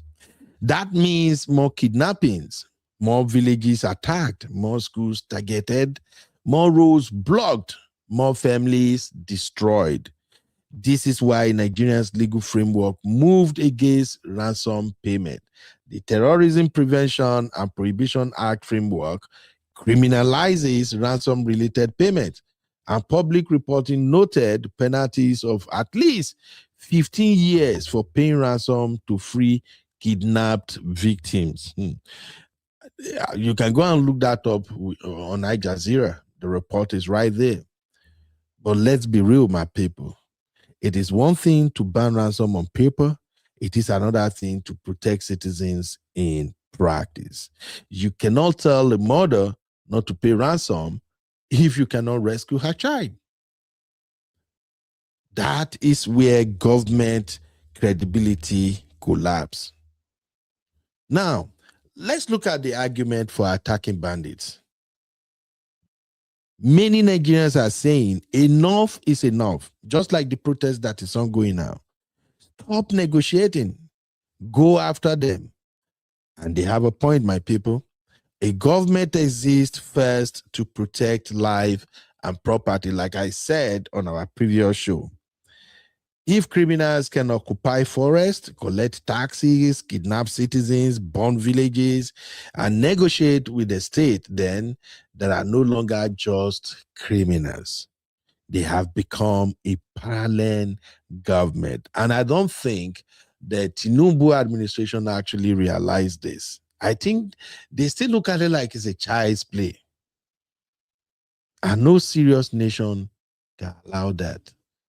So for those pro-Tinubu, pro-APC supporters and those tribal bigots that always say, why are they always coming for Tinubu? This program has been there before Tinubu. Listen, as it were right now, we have two governments in Nigeria. The legitimate government led by President Tinubu and the bandit and terrorist government that are sacking villages, chasing people away, displacing them. And now the problem is now infiltrating the western part of the country. The argument for attacking bandits is simple, my people. Number one, it restores state authority. So in case if you're the supporters of APC, if you're going to take this message to the government, let them know if they can tackle these bandits, they will be restoring state authority. Number two, it sends a clear message that crime will not pay. You see all these young one carrying guns up and down now. They will be in the military camouflage and the like, shooting guns. Young boys, some of them as little as 12, 14 years old. Because they believe banditry pay. So if government should attack bandits, it sends a message that crime will not pay. Number three, it disrupts kidnapping network. If the Nigerian government can attack bandits from inside the administration itself, if the Nigerian government can fish out these operatives, these bandit sponsors, sympathizers, if they can figure out who they are and they expose them, if they can remove them from power, from being part of the government, they are already disrupting the kidnapping networks.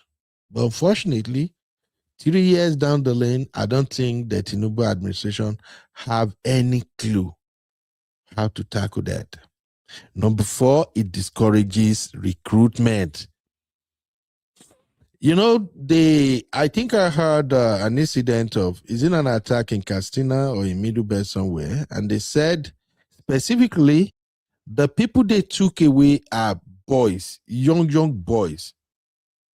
And I was like, bam, that right there, that is recruitment. So if government attack the bandit, it will discourage recruitment. And five, it will rebuild public confidence. As it is right now, the public has no confidence in the Tinubu administration. Exactly. Let's call it what it is. Even those of you APC, we know how you play your game. All those videos you show us of people singing on your mandate, which has done, we know those people in the grassroots, you either coerce them or you give them money. So even while they attend your event because you force them, yet they don't have confidence in your government. This is about action. Like I've said on some of the platforms where I appear, I always say this. Tinubu still have 1 year to turn this thing around by making the right call, firing those who needed to be fired, by fighting corruption. But the pro-Tinubu, they ain't gonna listen. So when criminals knows that kidnapping will bring military pressure, arrest, asset seizures, prosecution, and destruction of their camps, the business becomes less attractive. A country cannot ransom its way out of terrorism. Let's call it what it is. It must dismantle the system. So my people, there are still many more that I could have highlighted, but I just want us to understand that where we are right now as a nation, something must be done and must be done urgently. So here is my position. Should government pay ransom or attack bandit? Government should not make ransom payment a policy. Government should make a rescue, prevention, and justice the policy. But government must also be honest. If victims are already in captivity, the priority is to bring them home alive through intelligence, negotiation, tactical rescue, and pressure. However, after victims are released, the state must go after the criminals without mercy.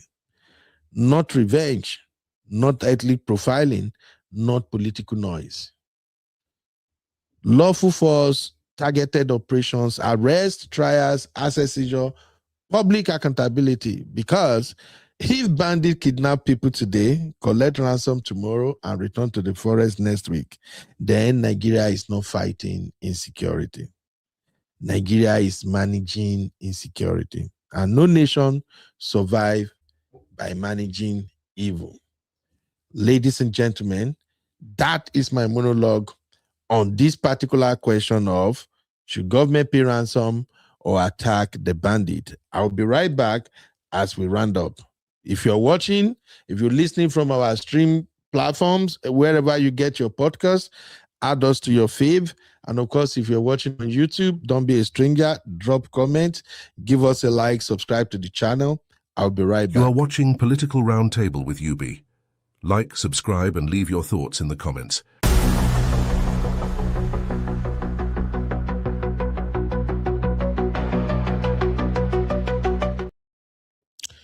All right. Thank you, everybody, for being here. Sister Natu, what are your final thoughts? And I also wanted to bring this home. Yes, ma'am. What are you wanted to bring something home. No, you said you wanted to bring something. I wanted to bring it home with just like 10 minutes conversation on the role of religion in all of this mess. I saw a video yesterday. We didn't come live yesterday because I saw that video. The video triggers me, and I knew if I come live yesterday, I will offend a lot of people. And the people I will offend the most will be the people who are members of Redeemed Christian Church of God. Let me say it now. Let me say it now. I know I'm going to offend a lot of Redeemed members. So after I saw that video, I just said, you know what, Ben, let me just go to the gym. I'm just going to do 2 hours straight at the gym. Then when I leave the gym, I'll go to work. And I thank God that I did not come live yesterday because I was really, really angry. But thank God, since yesterday, I've been able to process everything. And I think I'm in a better frame of mind to just speak about it.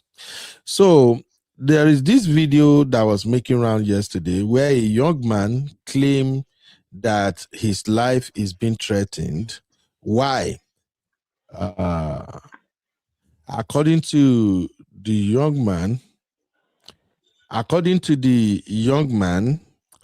there is this purported protest that was planned by the Redeemed Christian Church of God. And they said at the last minute, the protest was called off. And because the protest was called off, I guess some people are not happy about it. So the young man made that video, and in that video, the young man was saying that people are threatening his life, that they were calling him and threatening his life for making that video by calling out the Redeemed Church. I went under the comment, I saw a lot of people, you know how they do their bars, boosts and things like that. And then I thought about it. Okay, this is the video. Thank God I found it. Let me just show you guys briefly. I will share it in the backstage so people can go listen to him. This is the young man. Here is what he got to say. I want you all to protect and save my life. Please, please, as I'm speaking to you presently, my life is in danger because of the truth I've just spoken out. Please and please, there is nobody that can protect me except you Nigerians, because yesterday 2 different private numbers called me. The first person that called me said, bring down your video or we will track you down. I wanted to put that call on record. Instantly, the man cut off the call. The man already knew that I was going to record the call.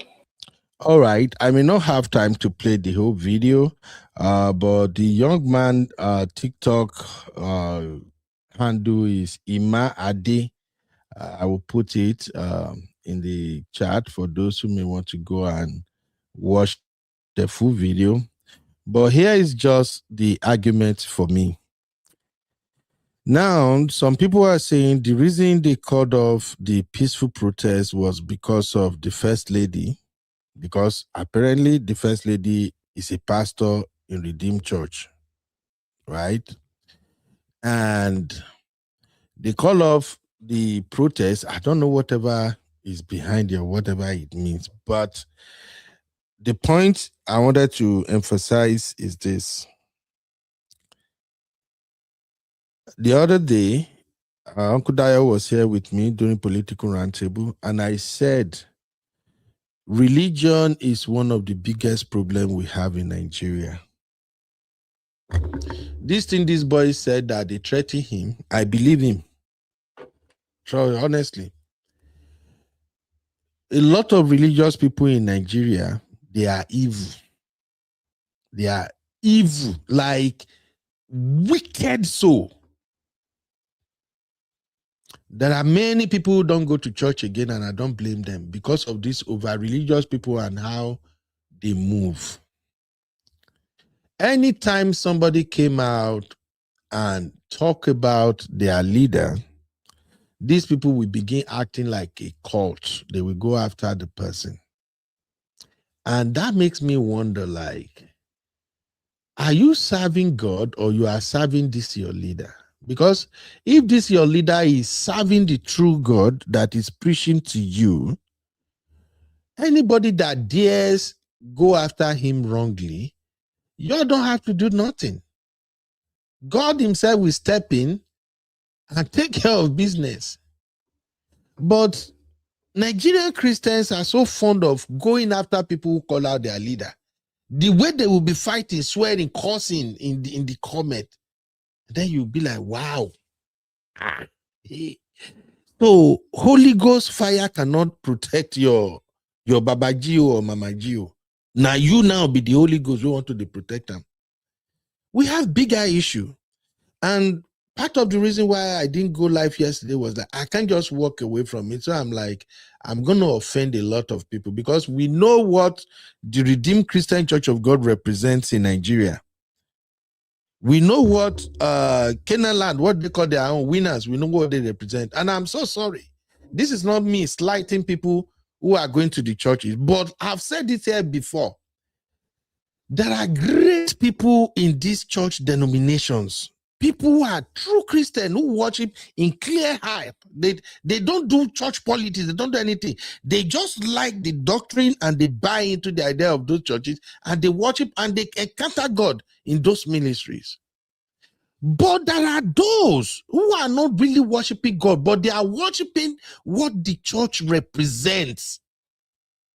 So anytime their leader made mistake or do something and somebody call it out, hey, war don't start.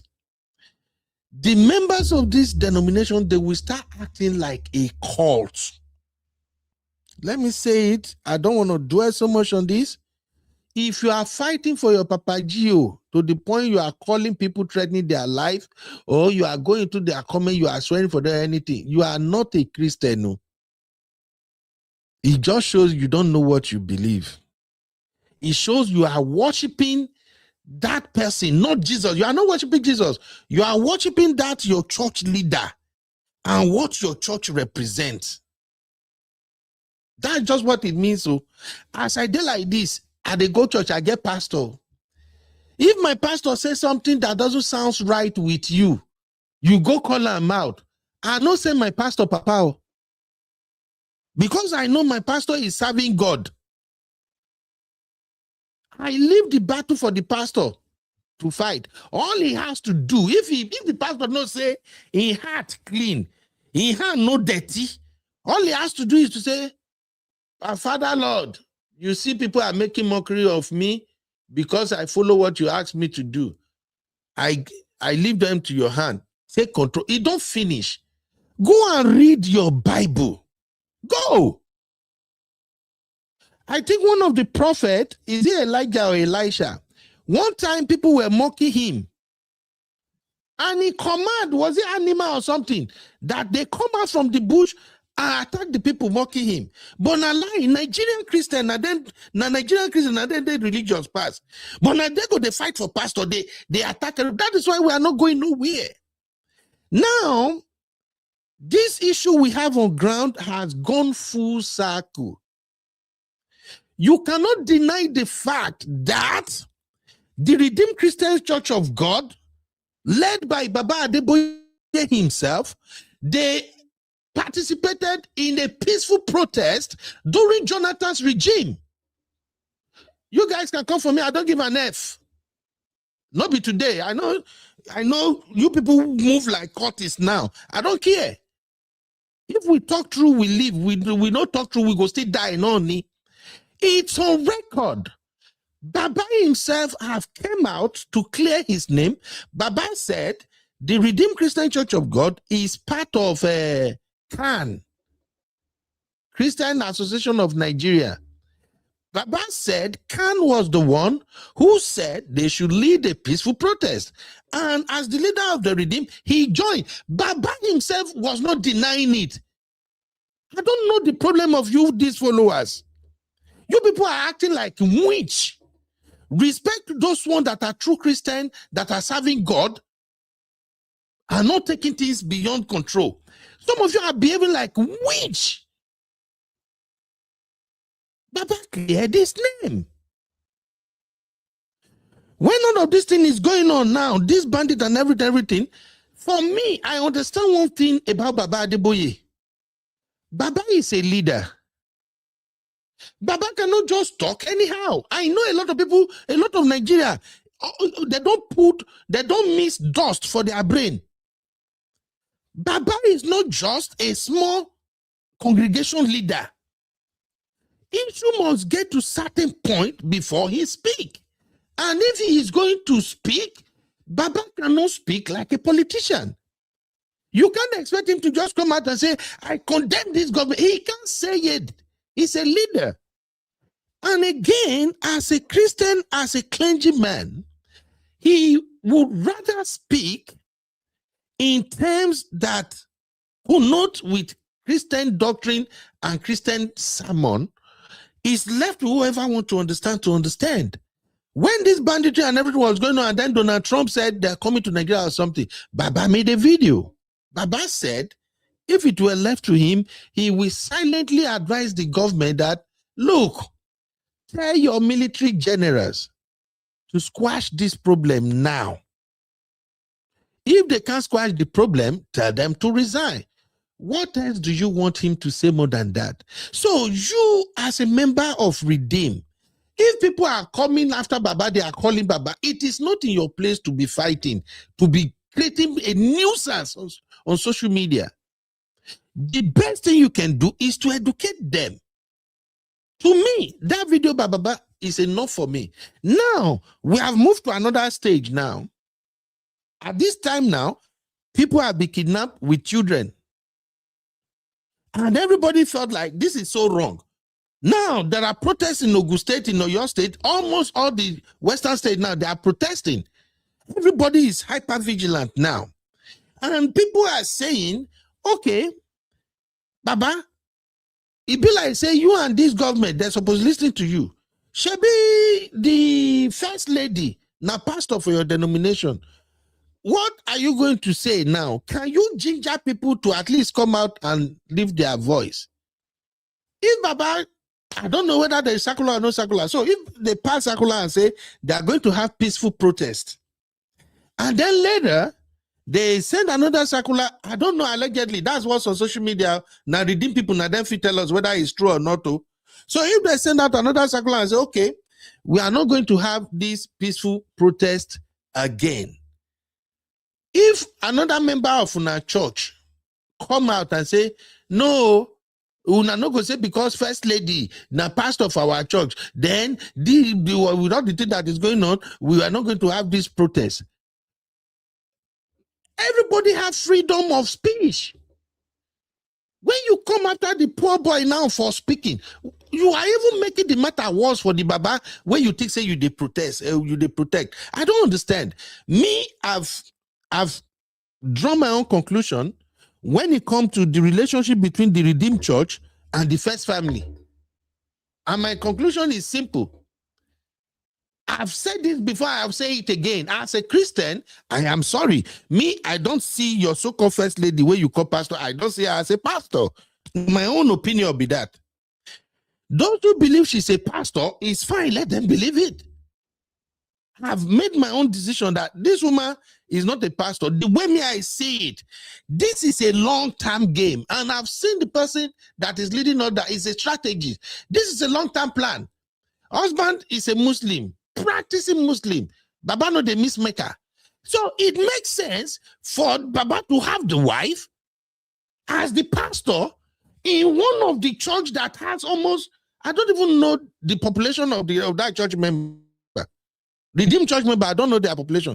But I know it runs into millions upon millions. So if a politician feel like, you know what, this country is so religious, and the goal is by 2023, we are going to be the president. So now let's begin to make a plan. So my wife, you are a Christian now. Okay, why don't you go seminary school? Become a pastor. When you did it as a pastor, it's working for the First Family. Let's call it what it is. So I don't care. Is whether I like it or not. Now, I say the first lady be una pastor. Have you seen Nigerian Christians fighting their pastor before? So, unfortunately, they have to deal with it. My own thing is this. If you're a member of Redeemed Church, and anytime somebody talk about Baba, or they talk about your church, and you start fighting like a witch, you are not a Christian. You are just a fanatic. The best thing you do as a Christian is you educate. I will embrace that all day long. Like this boy that made this video now. When I go into the comment, I saw some really intelligent, some really good Christian in the comment. They were actually educating him. They were correcting him on the reason why the planned protest was put on hold. I will take that all day long. But you see those people that went there and say, may God punish you. Thunder fire you there. How dare you come for Baba? I just say, oh, Denny, you people, you are not Christians. Poverty is just what eats into your soul that you don't know what you believe in. So that is just it for me. Sister Natu, your final take, my sister. Make her the wrong, come on, go where they pay my money. Abi, Nigeria no go give me hypertension. As I see this thing today, I say I have to attend today's one. After reading what I read today, Yibi, what you said right is right. People that go, I'm a Christian, I go to Redeem, by the way. So if I'm making any comment, don't even think that I'm coming for anybody, okay? But let me tell you something. The reason why some people are not moving forward, especially Nigerians, they idolize their pastor more than even God himself. Do you understand what I'm saying? They worship their pastor more than God himself. Some of them will not do anything until their pastor say, my pastor said I should not go out today. My pastor said I should just stay and pray and fast for 3 days. Some of you don't know, and there's something that I used to say all the time. I say my pastor used to say, know God for yourself. Know God for yourself. My pastor will tell you that the same God that is talking to me to tell you something, he can tell you directly. But some of you are wasting your time. Instead of you to talk directly to God and get unction and act on time, you'll be waiting for pastor to get unction first and tell you before they tell you sometimes the issue might be too late for you to even handle it. You understand what I'm saying, Kubi? Exactly. So that's the problem with our own people. The people that will come online always want to defend pastor and be insulting. That's like very unnecessary. Very, very honest. You don't need to do that. That's like we are doing, you guys are doing like too much. Too much. I mean, the person that defend does not even know you. He's not even seeing you to come and fight you. If you think that he wants to do it because of that religion, if you insult their religion, they come for you. Okay, they're not insulting God. They're insulting a human being that is not perfect. So what makes you think that this person is perfect, that he cannot be found without fault? You understand what I'm saying, Yubi? So Mm-hmm. that shit like, doesn't make sense to me at all. And like you said, people have the right to talk about their to excuse me, like you said, some people came earlier and were bashing the boy on why the thing was put on hold. And that makes sense. That makes total sense. But see the ones that will come with the insult, that's the ones that I can't take. You don't need all of that. You really don't need all of that. Let's take for example, do you want to tell me that if somebody will come and say, oh, we have video of your father, not even at the jail, let's just say the person's father stealing or doing something. You come and start fighting the person and say it's not your father. When, oh, let me give you one perfect example. You one of my uncle has a son. They had this son in 1989. He took the son to his family house, the lady to his family house to go and give birth to the son. Now, when he met his now wife, both of them are living, God rest their soul. But when he met his now wife, he now MIA that woman and just absconded. And later he started denying that he doesn't have his son. Meanwhile, everybody in the family knows that he has his son because they came and gave birth to the son in the family house. Do you understand what I'm saying, Yubi? Yeah. Now that he's dead, his children are coming to say that the boy that, how do you know that you are our brother? What made you believe it? Do you understand? Yubi, can you see this thing? Can you see this nonsense? Mm-hmm. Something that has happened in the family already, everybody know. But because he's your father, you're there fighting that you might not be true that they're misleading the boy. And if you see the boy and see his father, you don't even need any DNA. So that's the problem. So people be doing too much. Like sometimes we act like educated little because we want to prove that your daddy Joe. Your daddy Joe is not that Joe is not perfect. He's not a perfect person. Can make mistake anytime. The only person that cannot make mistake is God. Instead of you fighting that, go and hold your leaders that are supposed to do the right thing accountable. Do you understand what I'm saying? And back to the Yeah. first family. First of all, stop referencing that lady as a pastor. She's not a pastor. Do you know who a pastor is? And I'm not even saying that a pastor is supposed to be a perfect person. But please, that lady, you know she has coconut head double layer. You know that? You know, say that first lady is stubborn. When they were doing her, they were inaugurating her, they were giving her one royal title in Yoruba land. Yeah. This time she was talking that time, you go no see the woman stubborn. I know even sure say Baba they fear and do that woman because she talk it stand. You that one na coconut head double layer we don't get water inside. Now the one where you go they chop headache go they catch you. At that time. Now that time, I'm telling you. And she makes sense. And she makes sense. So like people are there campaigning where people are suffering, and you people are saying that on your Monday we shall stand. Nigeria make it make Yeah. sense. Make it make Just sense. like Like during the election the last time, I asked a question. I said, if Nigeria is your business and you used to head your business and you have to hire somebody for your business, what kind of person will you hire? Will you hire based on religion? Will you hire based on tribe? Or will you hire based on skill? A lot of people say based on skill. So why are we arguing this right now? And I give you an example. I said, Dangote, when he was coming down as the CEO of the sugar company, it's a Yoruba one that he gave over. He didn't go to Kano to go and look for somebody. He didn't go to look for a Muslim man to go and to her. No. He was looking for competence, the person that will bring more returns than he has brought before, the person that will move his business to the highest level that he has taken it before. Do you understand what I'm saying? So if you get a job, those people are paying millions for free. No, because they are making 100 times more than what you're making. So that's now just it has reached for the time for you to pick up somebody that will lead your country, ensure your safety, ensure your children's safety, ensure your grandchildren's safety. You see that you want to go based on tribe and religion. That's why we are where we are today. Exactly. That's why where we are today. And if you're saying that, oh, this thing is bigger than him, bro, shift. Shift. If it's bigger than you, shift. Thank you. That's Thank just what it you, is.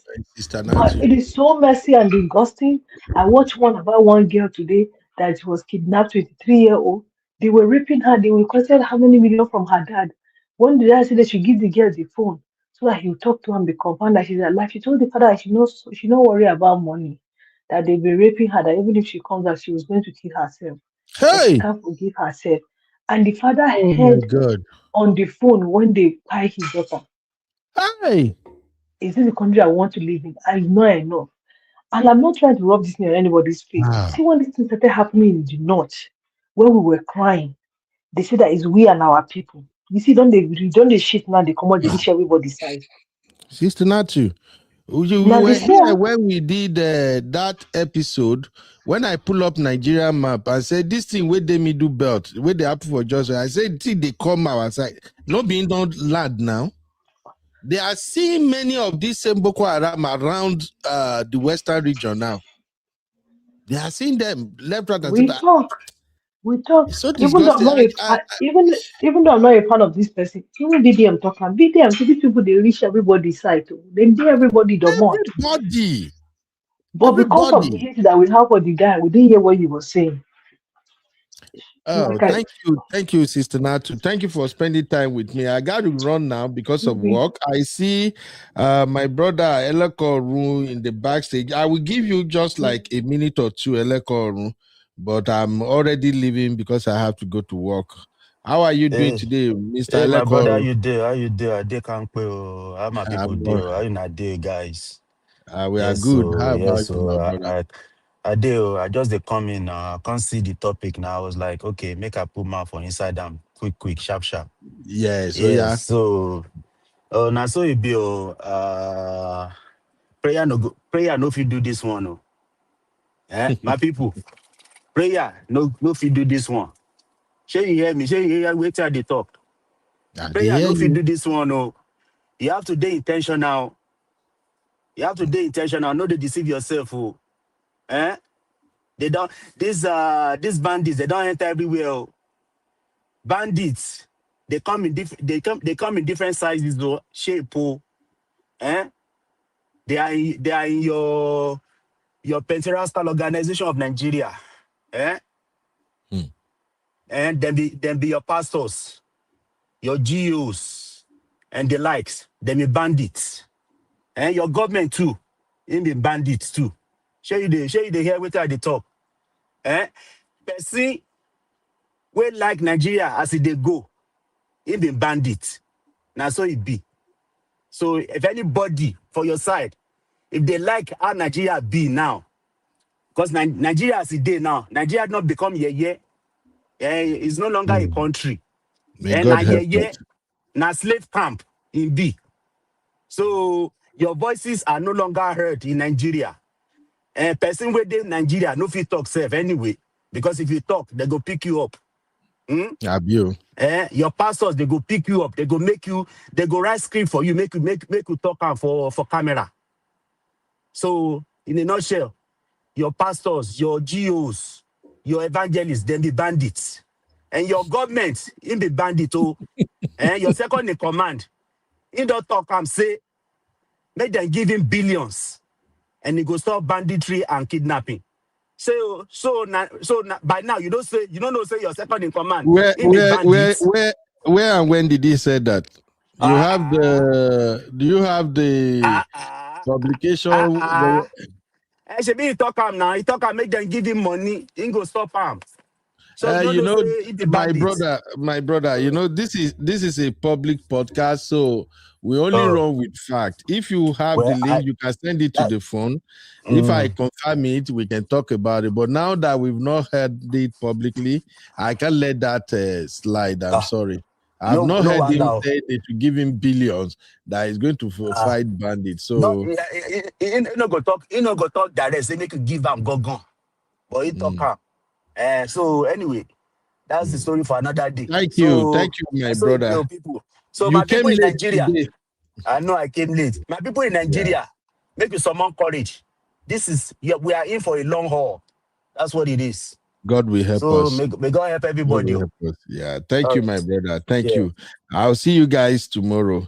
Thank you so much. Sister Natu, thank you very much. Let me say hello to my boys. I will start order. I know We go send the wedding invitation.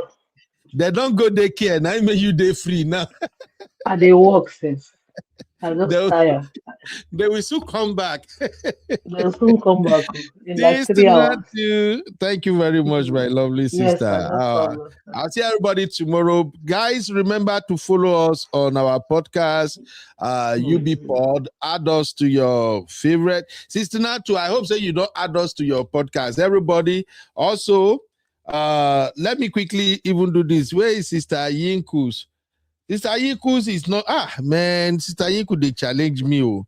Sister Yinku is dropping episode upon episode every day. Sister Yinka, no be so. Eh? Ladies and gentlemen, please go and follow Sister Yiku's Pepe. Here is the link to join Sister Yiku's Pepe podcast on both Patreon and all your streaming platforms. Sister Yinka is there. I'm enjoying her episode. Also, follow us on our own podcast, UB Pod. Everything we do now, I usually cut them and then I post them in the podcast so that you can easily listen to them within 10-15 minutes. You're done. Thank you, everybody. Now, before I leave, I want to say a big shout out to Uncle Patrick. Thank you, Uncle Patrick, for helping us extract the biblical reference to where I was talking about how pastors handle issues. Uncle Patrick say we should go and read 2 James verses 2 to 2 James 2 and go to verse 23 to 24. All right. And there you will see the story of what Elisha did. Let me read it for our people, because I'm sick and tired of Nigerian Christians. Nigerian Christians, I'm so sorry.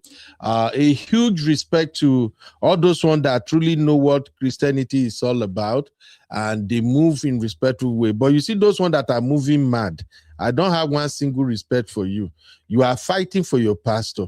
Every day you curse people, you talk to people because they say something you don't like about your pastor. Remember how they humiliated our Lord Jesus Christ. Even at the point when they were going, when Judas betrayed Jesus, when he kissed Jesus and they were arresting, what's his name? Peter. Peter brought out his sword and caught one of the generals or army. Wake up, he caught him for here. Jesus still performed miracle there. He attached the hair back and he tell Peter, you don't have to fight anybody. Do you know how many insults they haul on him? But your daddy Gio, because he get jet or he get tested or he get something, it's just a mess now. As soon as they mention their name, you don't there, they fight. And these mad people that are fighting for pastors and everything, they don't fight for their wives, oh. They don't fight for their husbands, oh. This way over zealous Christians we have in Nigeria. They don't defend their husband, they don't defend their wives, oh. But as soon as you talk, you mention that, they are coming. But listen, go and study the book of Second Kings 2 from 23. It says it begins a well-known dramatic biblical narrative where the prophet Elisha is mocked by a group of youths while traveling to the city of Bethel. And according to Bruno, the incident unfolds as follows. First, the touting. As Elisha is walking, a group of youths came out of the city and tout him, shouting, "Go up, you bald-headed! Go up, you bald-headed!"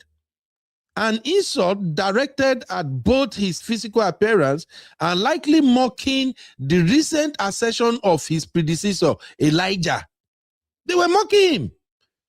It's just like when some people will come along and say your pastor don't have power or your Badadi Gio cannot do something, and then you begin act like mad fools. We have to wake up as Christians in Nigeria. If you truly, I've told you guys so many times and I will continue to say it, The vast majority of your pastors, they are blind. Spiritually, they are blind. God don't speak to many of them. I grew up in Kiribu and Seraphim. They see vision. All these things happening in Nigeria. If many of your so-called the pastor you are fighting for, if God truly speaks to them, God will tell them such and such things about to happen. They can announce it, but they don't see. They don't see jack. Not only when politics is around the corner, that is when they see vision. The Lord told me the person is going to be the next Nigeria president. His neck will bend like this. His nose will be pointing that way. Oh, I know he mark my word. They begin to predict. And you are fighting for them. No. The pastors who are serving God, you cannot mock them and go free. Kosheshe. The pastors who do not saw their hand, when you mock them, you taught them. If they open their mouth and talk, you are in trouble. We know that. We inside church, the bonus, razor, and everything. We know. We've seen true men of God.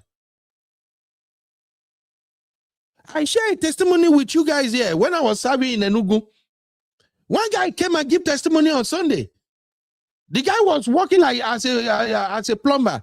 They hold this that iron water reservoir when they put for up. They put them for up. The guy was walking down. The guy said from where they hear in phone, just they ring. In phone they ring. He can't leave the work. He come up from under that place. He go pick the phone as he pick. In pastor, they tell her, say, I want you to live where you are right now. My spirit is telling me you should leave. Something is not right. Just leave. Instead, there on that phone, they talk to a pastor. When that water reservoir for up, he fell down. He fell down, smash everything there. But if they talk, it go be like, say, you are just talking. Anybody that is serving God, that God resides with, when they talk, Asheni, when word come out of their mouth, that word become, what did they call Asheni? You both have. What did they call them? I don't even know the grammar. But I just know that when they speak, it happens. When they call God on your ass, whoa, no babalawo will wash you clean. And once person talk to your pastor, you can't do social media, begin act stupid and dumb. You are defending. When that is you, don't that fire your mouth there. If they talk about tithe, you did there the fight. Hey, why? Do you think they use the tithe? You guys are just behaving like bunch of morons. The real Christian, the real true Christians, they know. When they see you online, you talking anyhow to their pastor, they will just pray for you. The real Christian, they will pray for you because they know really that their pastor carry anointing. So they will just pity you. So if you know you are part of the people fighting, defending pastor up and down, I just sorry for you. It's right there in the Bible. Elijah is a better point of reference. When they were taunting him, he said, go up, you bald-headed man. What did he do? He placed a curse on them. Elijah turns around and calls them in the name of the Lord. He not call them with Shango. He not call them with anything. In the name of the Lord. Many Christians today, they can't even pray in the name of the Lord. They pray in the name of their Papagio. I pray in the name of my so pastor. The God of my so pastor, I'll just shake my head like you are lost. Your prayer not live where you did. You are praying in the name of your pastor that you don't even know where he has been yesterday. Even your pastor is protecting himself so he can also enter the kingdom of God. You are praying in the name of your pastor. You don't know Jack. Elijah turns around and calls them in the name of God. What is the consequences? 2 female bears, you know bear. 2 female bears emerged from the woods and mauled 42 of the youth. 42 of the youth, the bear came out of nowhere and mauled them down. That is the power of God. It is not your job to fight for pastor. Stop that bullshit. Pastors know who they are calling. And they know they are God. When they call their God, they stand on it, it works. Anytime they mention one Papa Gio, their social media, they display nuisance. Rubbish. You are defending your papa. Your papa weighing children. Bandits no fit go cash them. But their children are fine. All their children, they are living well. Bandits not even, how many of them you say bandit don't go cash? You are defending. It's a simple thing. You educate them, you move on. You correct the narrative. Yesterday, I was searching. Say, okay, make I even see I see one credible person that can actually come out and say, okay, based on the rumor ongoing, this is what happened. That's all. You educate people. Una they fight. They boy will be una church member. Una begin threatening your own life. They call it. So you saw the missed call now. I'll show you there. Look at the boy. This thing again. I'll show you. See. Now missed call. Now full in screenshot. So you see, private number. You see missed call. Call the boy. They threaten him because he mentioned your pastor. You don't have to fight for Baba Adeboye. The Lord is already fighting Baba Adeboye's battle. If he did anything wrong, leave him and God. Not be you. Not be you won't be defenders of galaxy. Do you know how old Baba Adeboye be? They say is he 86 now or something? Where Baba be? You see how fresh and strong he still is? You can't doubt it. The grace of God is still upon his head. The anointing is still upon his head. You don't have to fight for him. Even himself, they talk, say, don't fight for me. Now forgive. He's saying they forgive people where they come from. Why should you go and just straight rubbish? And then when people now come for you, the whole thing will become messy. We have a problem in Nigeria, and religion is one of the biggest problems that we have. We are not really practicing religion how it's supposed to be practicing. We have turned religion to cultism. We are now, in fact, it don't turn to waiting and not understand. Christianity can't be like Ajo. I said it here before. When you see somebody going to do the denomination, that one is going to that denomination, they'll come to treat each other like, say, they be some kind of enemy. You will see this mentality of my church better pass your church, kind of. Don't say, If somebody is in need, what church are you going? I'm a winner. Oh, shit. I'm a redeemer. In other words, as a Christian, you're not going to help that person with that. Abi? What church are you going? Oh, I'm a redeemer. Oh, we are choosing, or whatever they call themselves. No. It's so disgusting. Now we say we are Christians. So irritating. It could be like hot.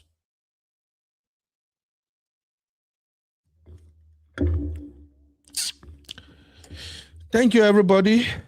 I'll see you all tomorrow. Uncle Dayos, Tayinka, Uncle Patrick, Sister Natu, Labuki, everybody, thank you very much. Please, if you haven't liked the video, like it. I'll see you guys tomorrow. I remain myself and I, Uncle Beno. Make I dance for now.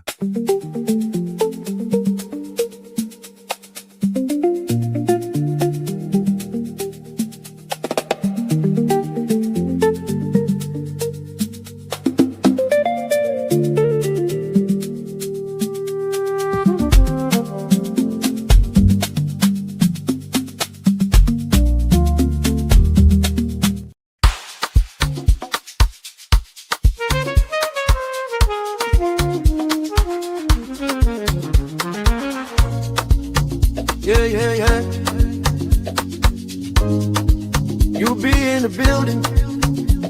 Hey, vibe with Uncle Beno. Let's go. Now happy hour things, you know. Hang out with you, babe. It's our vibe tonight. Hey, laugh and learn. We shining bright.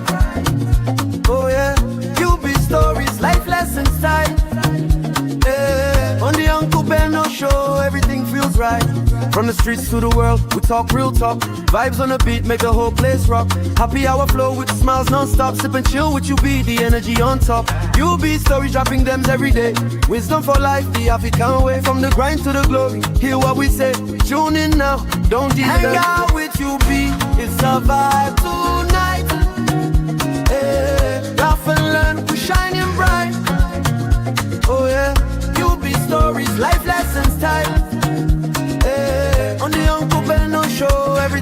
right. Join the sister circle. Oh, what a scene. CC Inca, honey baby, and I'll be so clean. Talk love, talk life, talk dream supreme. Empowerment vibes like a royal queen team. All a Sunday school when the beat gets slow. A moment of reflection, let the spirit flow. Men of God speaking wisdom, you should know. Faith and vibes on the Uncle Beno show. Hang out with you, B, come catch that light. Oh yeah, you be stories, keep your heart so bright. Yeah. Join the sister circle, feel that fire. Oh yeah, Sunday school for your soul so right. You be nation, we rise together. Love and vibe forever. Uncle Beno show. Yeah, we outside.